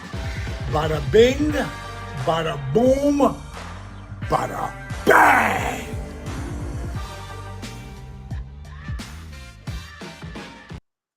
So yeah, DDP, man. DDP, man. You gotta love DDP. DDP is an absolute beast, bro. I'm looking forward to spending pretty much the day with him, probably the night with him, take him out to dinner, maybe take him out to a club or two, whatever he wants to do, we'll be doing. Absolute fucking legend in this business. What's your favorite DDP moment? Ooh, it's a good question.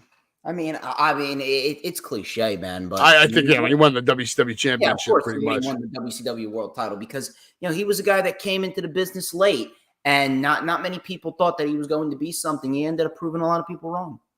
Absolutely, man. Logan Paul coming up at SummerSlam August 3rd. It's coming up quicker than you think. A lot of matches to look forward to. Going to be a good show. It's shaping up to be a good show. Yeah, absolutely. A lot of good material coming up on SummerSlam. I'm hoping that we get a couple more things. Maybe Braun Breaker, Sammy, and Dragunov. We got High Intensity as well. Swerve Strickland and Amazing Red. Holy shit, man. That's gonna you should come through for this one. Oh God, man. I fucking wish. VIP access. I fucking wish, man, but I'm gonna be watching. I'm literally offering you the opportunity to come hang out with the AEW World Motherfucking Champion. And you know what you just said to me? Go ahead, say it to the people again.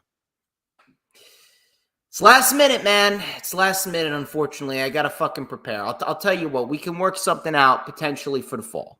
We'll work name anybody else in the world besides Savage who can provide you with that fucking opportunity right here, right now, just with a fucking snap of a fucking finger. You're going to love the Savage Storm brand because it's going to get you access eventually when you don't have to work anymore because you're so fucking rich off the YouTube revenue you're making. You'll be able to hang out. You'll be able to hang out with all the stars. We're working towards it. That's the plan. That is the plan. And trust me, big shit's coming in October, people. That's the fucking plan. But this does look like a great show. I mean, and not just Swerve. Did you miss Zilla Fatu right there on the left? Fatu and Mike Santana, man, for the world. I hope Swerve doesn't hear this, but I'm kind of excited to meet Zilla. I've never met Zilla, and I have a good connection to his family. I work with a Samoan. I work for Samoans.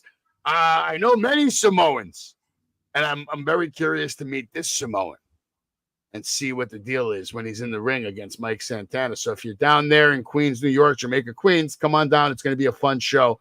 You're going to want to watch high intensity. If you're in the Connecticut area, July 27th, Northeast Wrestling. I will be there with my client, Spencer Slade, because he's going to handle some business. I'm going to make sure that everything is copacetic on the outside and on the inside of that ring.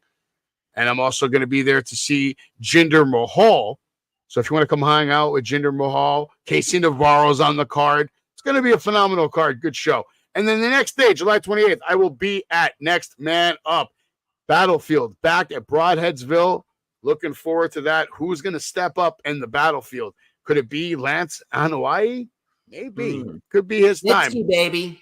Could be Snitsky. Snitsky's someone that I don't fuck with, man. I don't fuck with Snitsky. Every Tuesday night, I do the weekly update for WWE.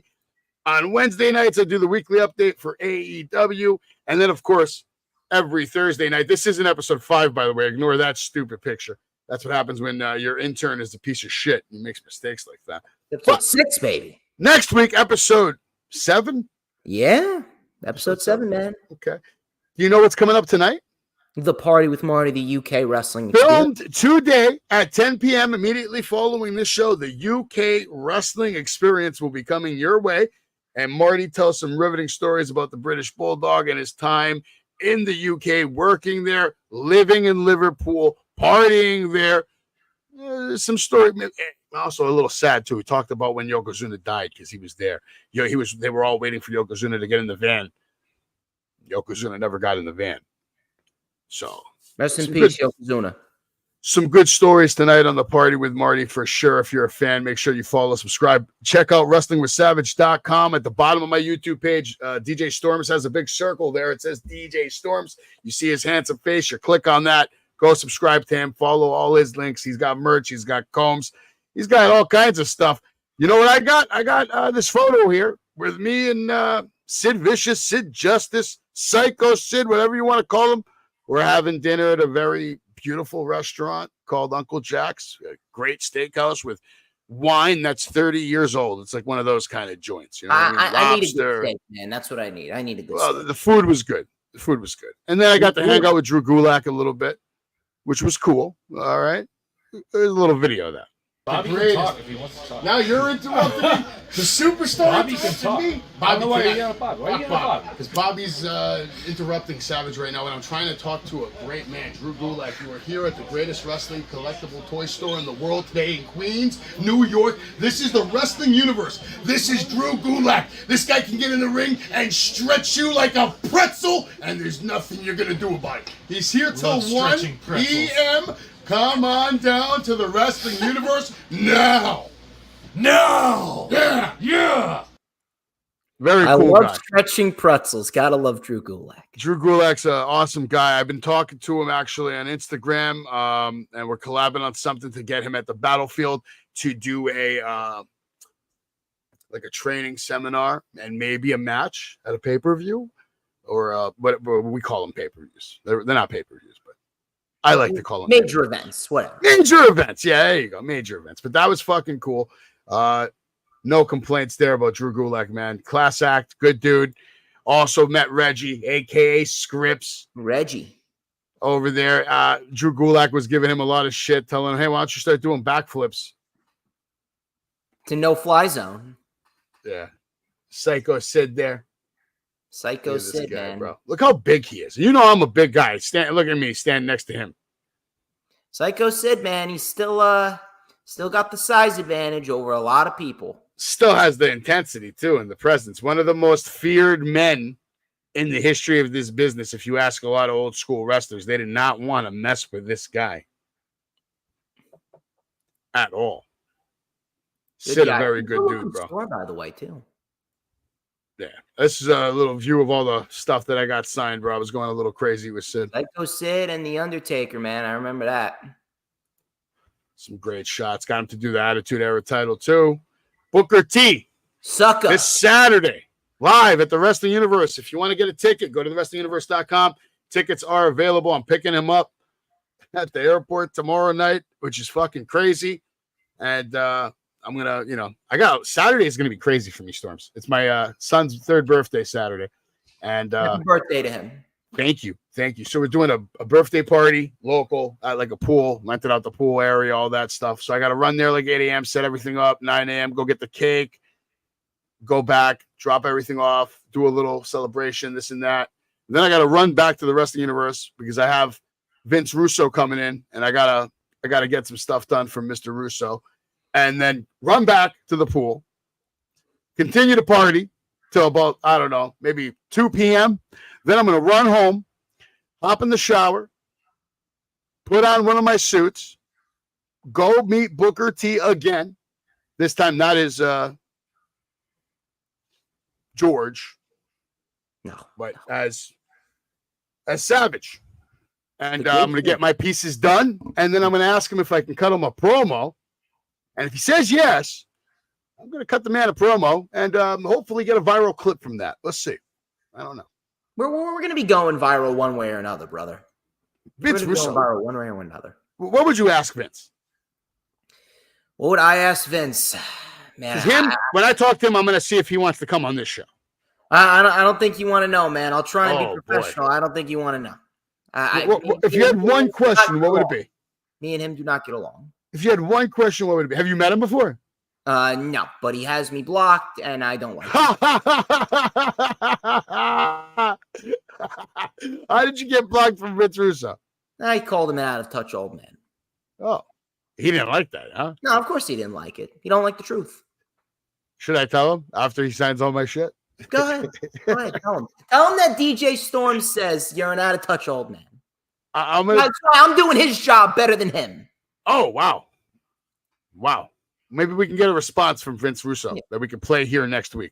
I might clip this and actually show it to him. Go ahead, please. And then I want to get a video response from him. This is my invitation to you. What do you got to say to DJ Storms? Because I got to tell you that you don't know jack shit about pro wrestling in 2024. And I am very, very happy that you are not running a wrestling company because it would go belly up. Strong words. Don Marie, on the other hand, thank you very much. On Sunday, I will be hanging out with these girls for just a little bit. I can't stay too much because the wife would kill me. Maybe I can get like a good 10, 15 minutes in there. You're married, you got kids, man. Yeah, I got to stay away from Nikki Bella. You understand? Okay. Got to stay away from Nikki Bella.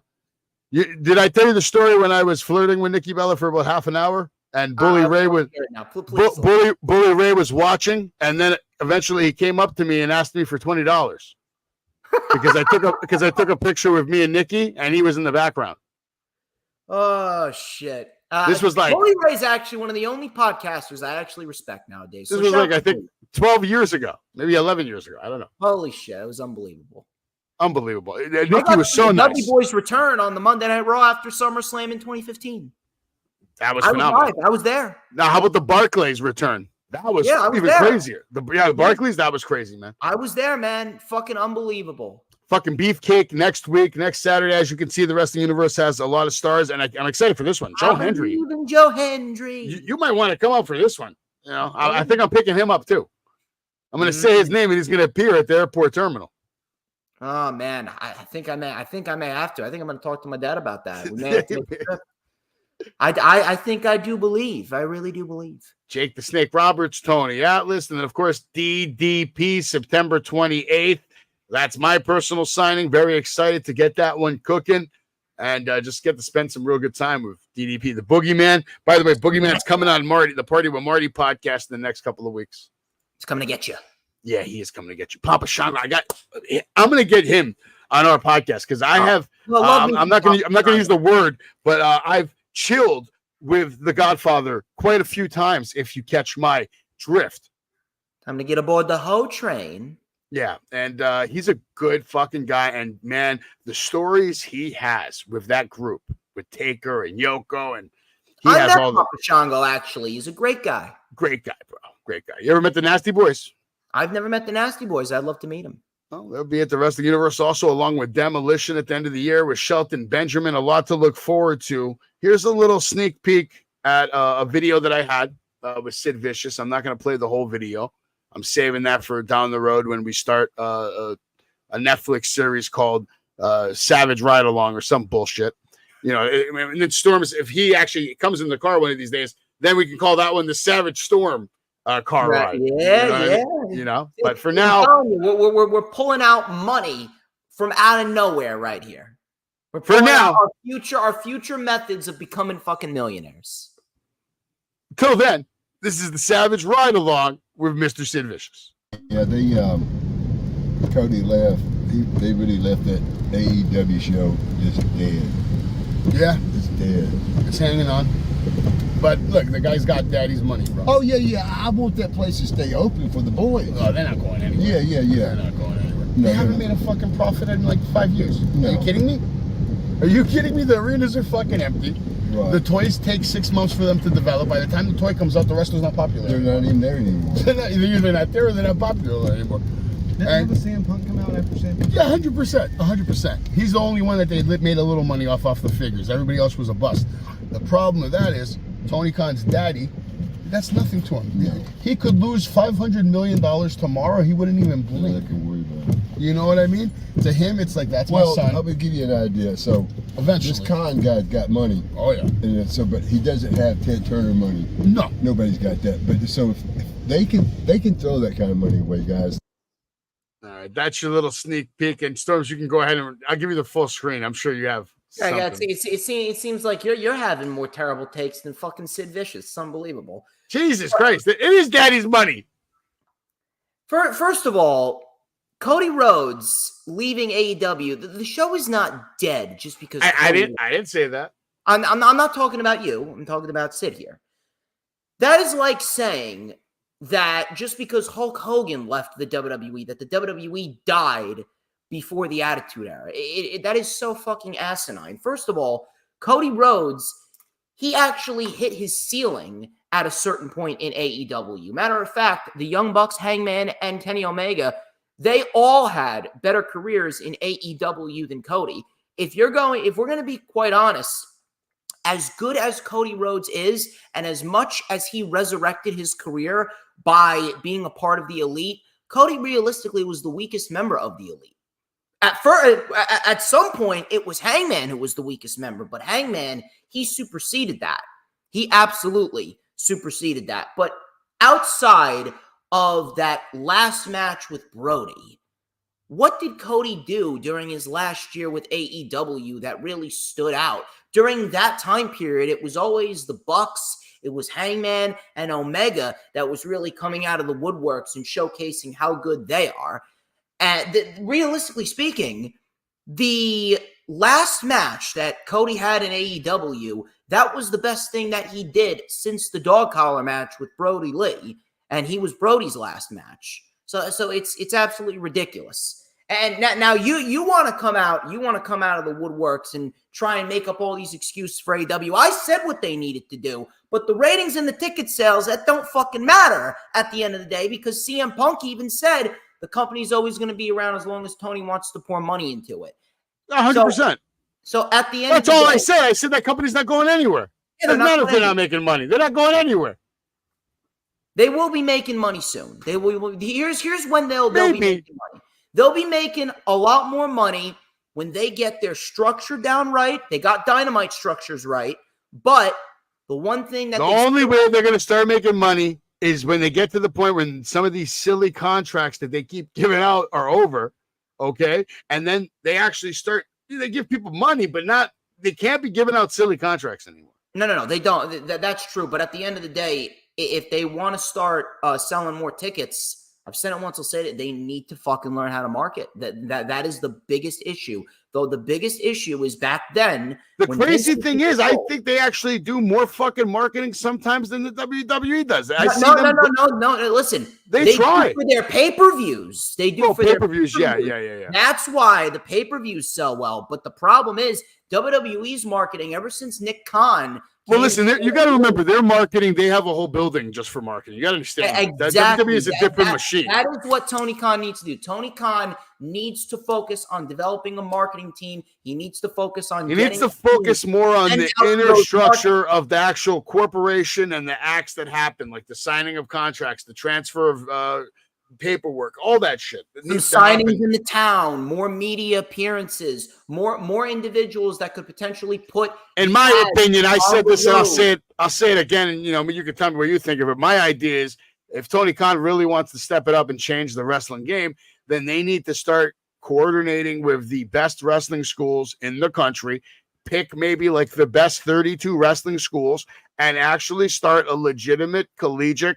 academy. These schools are now all sponsored by AEW. We help them, with everything. And not only that, we can feature students once a month on showcase matches. And then on top of that, you can actually finally do the first ever real attempt at an actual wrestling draft. Because every year you'll have new talent and new picks, number 1 picks, number 2 picks.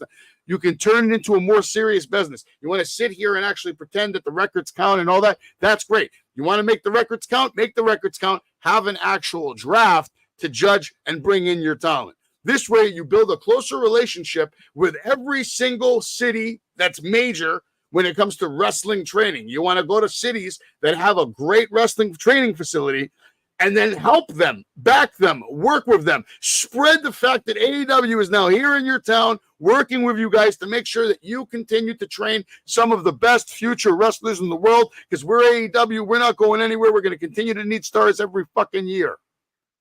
And also on top of that, move that structure over to Rampage and Collision as well, and potentially the whole bring back company. the rankings. We need the rankings back.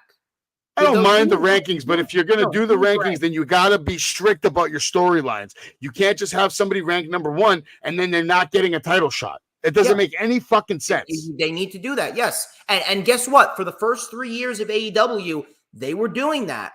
But the problem was, here's what I will say.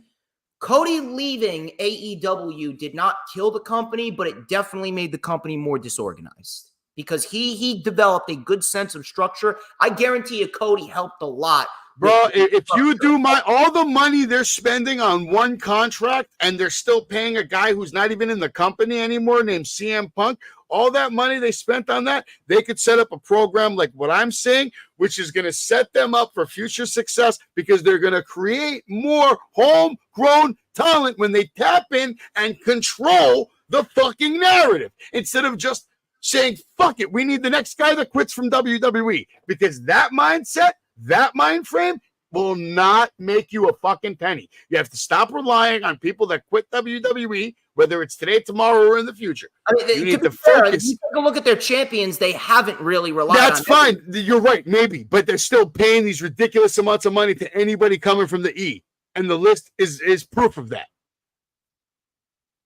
What they're going to have to do is pretty much they need to develop focus they need on to home marketing, grown superstars, because and when they have that's, if anything, they focus on their homegrown talent better than WWE does. There's only 2 individuals in WWE that's really being treated properly. 2 young individuals that's being treated properly on WWE TV. No, there's more than 2. And Dragunov. Not Dragon, no, not yet. He's getting and there. Jacob Fatu, just fresh in. They're treating him like a god. No, listen, he just started, but he's a part of the bloodline. He just started, but can you argue that he just had the greatest wrestling debut in the history of pro wrestling? Maybe we've never seen anything like that. Debut in the history. Listen, name no one more. can top Shinsuke Nakamura's debut against Sammy. Name anybody else who ever came in first night, beat up the champion and the top 2 other baby faces in the company all at the same time. Name anybody that's ever done that on their first night. But that doesn't matter. What matters is Shinsuke Nakamura put on one of the greatest modern matches in history with Sami Zayn. Shinsuke Nakamura's debut is the greatest debut of all time in WWE for the modern era. If we're going to talk about the greatest debut ever, Undertaker or Kane.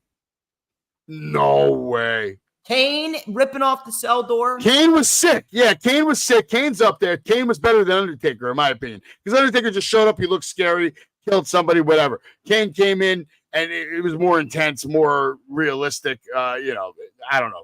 He seemed more menacing than Undertaker, even that first run. Yeah, Kane was good. I'll give you that.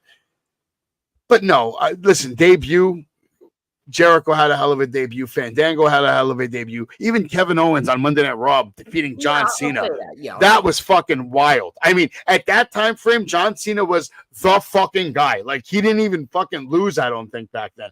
And then this guy, Kevin Owens, Kevin Steen, some people knew him, some people didn't. They certainly knew him after that night. More of an impact. Nakamura, yeah, great fucking debut, but best debut all time? Of the modern era, I would say. The modern era? It's Shinsuke. And how about all time? You said Kane or Undertaker? Probably Kane. Probably Kane. Kane's up there. Taz was pretty impressive at the Royal Rumble when he defeated Kurt Angle. Yeah, maybe. That was pretty impressive, man. I don't forget that. I still got more videos. Shout out to Taz, by the way. Gotta love Taz. Let's see what this one is. Oh, you might like this one. This is Sid talking a lot about he wants to actually manage Brock Lesnar. Honestly, I don't know right now. Okay. Then a few more. So is there a chance we can expect the wrestling return by any chance? Or? No, I'm 63 years old. I had that fracture in 2000, and I won't go into it, but that caused a lot of other problems, like your other knee and stuff like that, and I just couldn't do it. Even if they were offering me to say to come back and do some manager position, something like that, I just don't know. I don't know if I could do it. Oh, that's good. And can you see yourself being in the WWE Hall of Fame if they were to give you that? You think that they would, offer that? Again, Vince and them dislike me so much. I think that's why they haven't offered that. But with Vince being gone now, you think those people would say, "Hey, this guy, we still got him on contract. He's still making us a little bit of money. It would help him if we did that, and it would help them as well." You would think that they might want to do the whole, everything they could to promote something like that. And so that might be something fun to start into. And then, as you get back there, you might want to do something like a part-time deal, manager or special. I think I was pretty good at interviews, so there's always a lot of people having a hard time with that. And if I can teach them, maybe I can help them not do their interviews. Yeah, I think you would make like a great talent for that, or even playing a manager role. Yeah, that's what I'm saying. I wouldn't mind doing it now. Brock Lesnar, that's who I'd like to work with. As a dream match today with those guys. Me and him would draw money. It hit me right there. Now, I would like also be his manager, because we had some things in common and people compare us. And I don't know why he doesn't do his own talking. He seems like he's pretty good when he does talk. But I think it would be a much better introduction for him than Paul Danielson was. Okay. But thank you so much for the questions. And to the wrestling universe, thank you for making this happen. Editor of podcast, signing out. Yeah, cool dude. But can you believe that? Better than Paul Heyman, he said. Bold prediction right there. But that I appreciate from Sid. He's a good guy to talk to. I'll tell you that. We should definitely try and get him on the show at some point. Yeah, we can definitely set that up. He's a good dude, man. We covered everything already. Is there anything else you want to get out? Because right now it's the contract signing on them. Yeah, well, why don't we do an off-topic, off non-wrestling topic type of deal right now? Let us discuss favorite books right here. I don't normally read, but there is one book that I loved back in the day. For anyone that's an avid reader out there, if you have not read The Great Gatsby, I would highly recommend The Great Gatsby. I had to read that during my high school years, and I thought it was a fantastic book right there. And currently, I've been listening to some audiobooks called Tales from the Gas Station, a horror novel by Jack Townsend, and it was a great four book series. I would highly recommend that as well. But anyone who's an avid reader, let me know what your favorite books are in the chat if you want me to. What about you, Savage? Probably my favorite book I ever read all time is probably The Art of War. Art of War. Yeah, Armada was really good, which is a book about the mafia and their code of you can't betray each other, stuff like that. It was really good, riveting. Okay, it felt like I was watching The Godfather when I was reading it. I read that while I was a doorman at a hotel in the city, so I would read it at night. It was very dead at night. Wouldn't have to really get up much, so I could really get into the book for like a solid 4 hours every night at some point. And it would just take me away. Yeah, I used to read a lot. Good shit, man. Good shit right there. All right, let me ask you this. I don't think we talked about this. What are our favorite foods right now?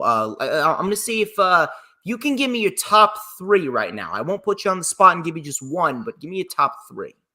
Top 3 foods: classic steak, barbecue, like a nice ribeye, or filet mignon, or anything with steak and potatoes is probably gonna be my favorite. Greek food, anything with lamb and Greek potatoes, lemon potatoes, Greek salad, spanakopita, like a nice traditional Greek style dish. Pizza's up there, 100%. Pizza or pasta, whatever, just Italian. So I would say it's American beef first. Nice, beautiful, fucking big fat steak. Then Greek food, then Italian food. Top 3. Good shit. Of my number third, the third one. I'm currently at a tie right now. I'm currently at a tie either between nice thick Angus beef burger or nice porterhouse steak with baked potato on the side. Obviously, you got to get barbecue sauce on both of those things. Sweet Baby Ray's barbecue sauce, that's the way to go.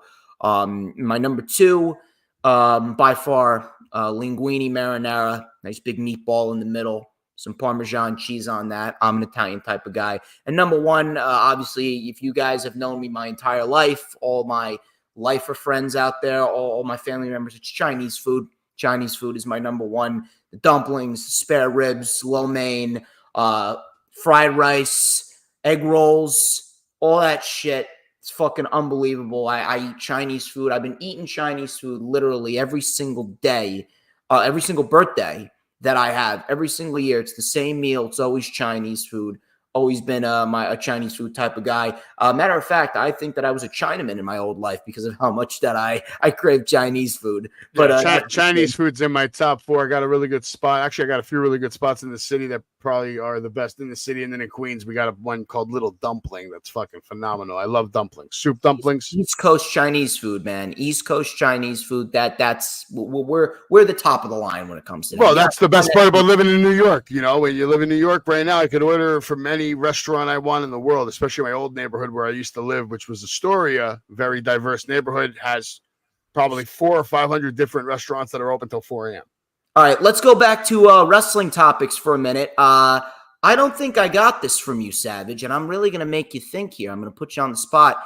Top 5 matches of all time. Top 5 matches of all time. I'm not even going to put them in order. I'm just going to give you 5 matches. Randy Savage versus Ricky the Dragon Steamboat. Okay. Hulk Hogan versus The Rock. Stone Cold versus Bret Hart at WrestleMania 13, and that would probably be my number 1, to be honest.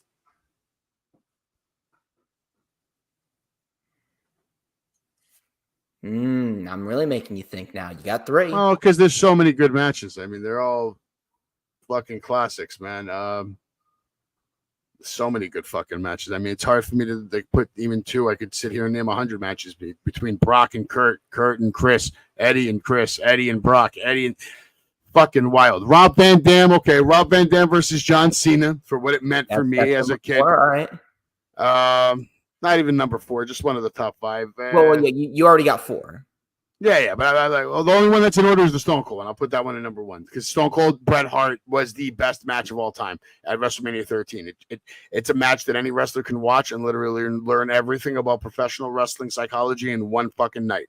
It was perfectly done, and 2 of the hottest superstars at the time, babyface, heel, pure, going at it head to head. One of them is the greatest in-ring worker we've had in the company in the last whatever amount of years, and the other one is up and rising superstar, badass son of a bitch, Stone Cold Steve Austin. So that's why that's up there. Number 5, fucking Jesus. There's so many good ones. TLC match maybe is up there. The second one? No, the first one. I like the original. First one, really? Okay, yeah. The first one doesn't get talked about enough. First one was wild because you've never seen anything like it before in your life. But if I have to really go, probably gonna give it to Chris Benoit and Eddie Guerrero, man. Good one. My top 5 in order. Number 5, Undertaker, Triple H, WrestleMania 28, end of an era, Hell in a Cell match. Shawn Michaels as the ref. That sweet chin music, pedigree, still gets to me even to this day. Number 4, Johnny Gargano versus Andrade Cien Almas for the NXT Championship at NXT TakeOver Philadelphia in January of 2018. That match boosted Johnny Gargano's credibility. Number 3, the most underrated Hell in a Cell match of all time, and the match that got me into professional wrestling, Undertaker versus Edge, SummerSlam inside Hell in a Cell in 2008, my first ever pay-per-view I ever watched. And from that point on, I was addicted to wrestling ever since I was 9 years old. Number two, Johnny Gargano and Adam Cole, 2 out of 3 falls match for the NXT Championship at NXT TakeOver New York on April 5th, 2019. And then that match, and it's unbelievable the similarities between that match and my number 1 match. That match with Gargano and Cole was 10 years to the day of the greatest match of all time, Undertaker, Shawn Michaels, WrestleMania 25, on April 5th, 2009 in Texas. Swear to God, I remember that like it was yesterday. Unfucking believable match. And Shawn Michaels and The Undertaker was giving me a heart attack at 10 years old because I did not want The Undertaker to lose the streak. To this day, the kickouts, unlike anything I've ever seen. I think I may go back and rewatch that match at some point this weekend just because it's been a while. But yeah, those are my top 5 matches of all time right there. All great matches, man. And I could keep listing matches for days, man. I'm pissed off that I left out 3 stages of hell between Triple H and Stone Cold Steve Austin. I'm pissed off that I left out Hell in a Cell between Undertaker and Mick Foley. Absolutely attitude era changing event. Crazy. There's so many good fucking matches, bro. I mean, but notice how we both didn't name one AEW match in our top 5. Well, no, I would put some AEW matches in my top 10. And number 6. I'm not talking about your 10. I'm talking about your 5. Hold on. Before you get into your 6, Elliot wants to know your favorite music. Favorite genre of music? Favorite music. But what do you listen to? What does Storms listen to? A couple bands. Rev Theory, those guys are my favorite band right now. They have my favorite song ever. Hell yeah. I love some AC/DC. I don't mind a couple rap songs every now and then. I don't mind some MGK. I definitely love 1,000 Foot Crutch as well. Definitely love Falling in Reverse. Don't mind them. Don't mind Motionless in White either. So I got a little bit of a wide variety. I used to listen to Eminem back in the day as well. I used to listen to what else? Shinedown's a good one. Skillet, good one. I got a wide variety. Okay. I mean, I don't really listen to a lot of music nowadays. I used to listen to a lot of like Nirvana, Metallica, System of a Down, AC/DC, Rob Zombie, Power Man 5000, Korn, 5000, yeah. Fucking Limp Bizkit was the shit back in the day. Kid Rock was the shit back in the day. Fucking everything, Dr. Dre, Eminem, Snoop Dogg, 50 Cent, Nas, Illmatic, all that shit, man. Cypress fucking Hill. I go back, like old school shit I used to listen to. Fucking LL Cool J. And as I got older, I started diving into more different music that I haven't heard in years or never heard of at all. Or, like the Beach Boys' first album, which is surprisingly very fucking good. Some of the Beatles albums are really good. Elvis Presley albums are fucking phenomenal. Johnny Cash albums are fucking phenomenal. A lot of good music, man, and I wish I had time to listen to it all. But getting back to what I was saying, I would say if we're going to talk about some top 10, I'd probably include 6 and 7 are 2 AEW matches. I already gave you my top 5. Number 6 would probably be Young Bucks versus Kenny Omega and Hangman Adam Page for the AEW World Tag Team titles at the first ever Revolution on February 29th, 2020. And then number 7, the greatest Iron Man match of all time, MJF Bryan Danielson, again at Revolution on March 5th, 2023 in California. So those 2 matches are definitely in my top 10 right there. And then maybe number 8, I'd probably put Ospreay and Kenny Omega for the IWGP United States Championship, That was at Forbidden Door 2023. Just, during this contract signing, AJ Francis has come out here. He's interrupted the whole process, and he's talking about how his match with PCO is the actual main event of Impact. He said that he's the reason why the house gets filled. Typical AJ Francis. Typical AJ Francis right there. This is going to be a Joe Hendry show, let's be honest. It's got to be. It's got to be, dude. It's Joe Hendry's fucking show.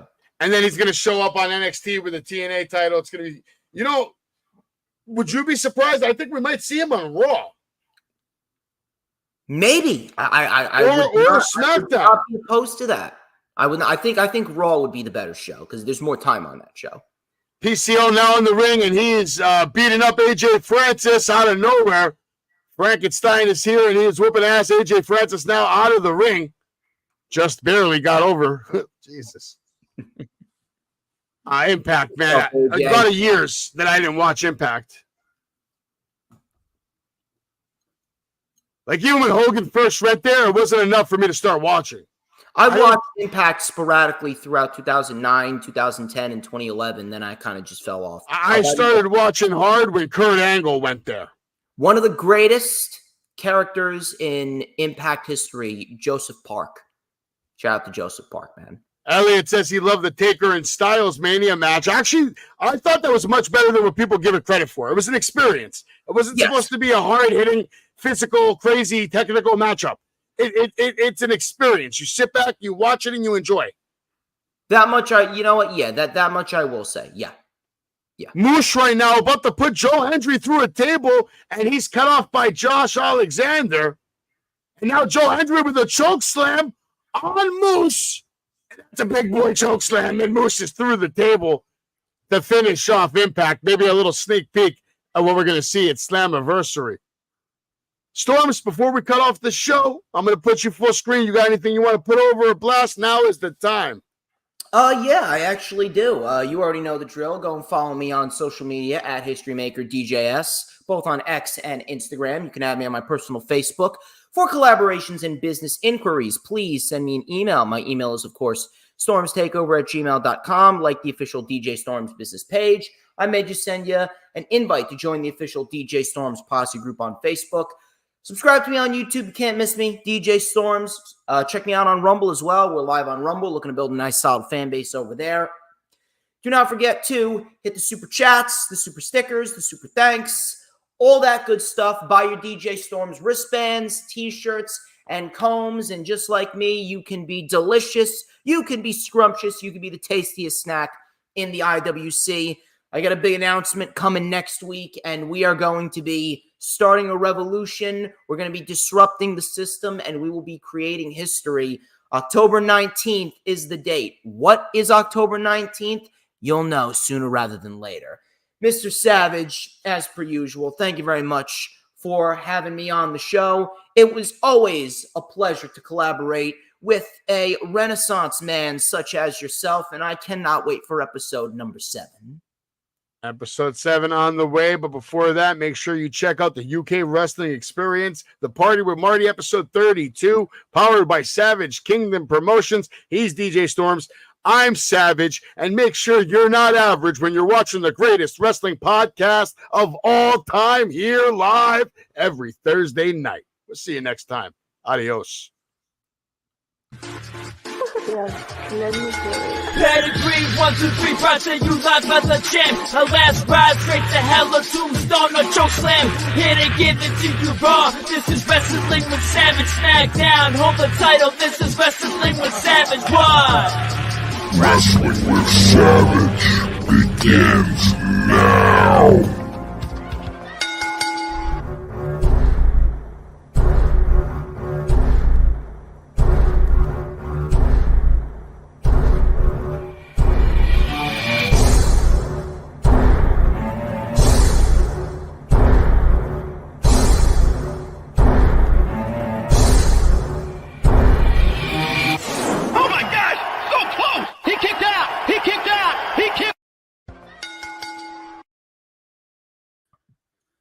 There we go. What's going on, bro?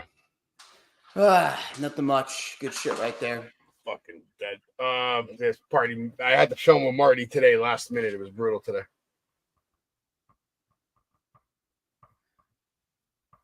It's always brutal when I got to film last minute with him. Tell me about it. It's unbelievable. It still says we're live on No. Well, I guess we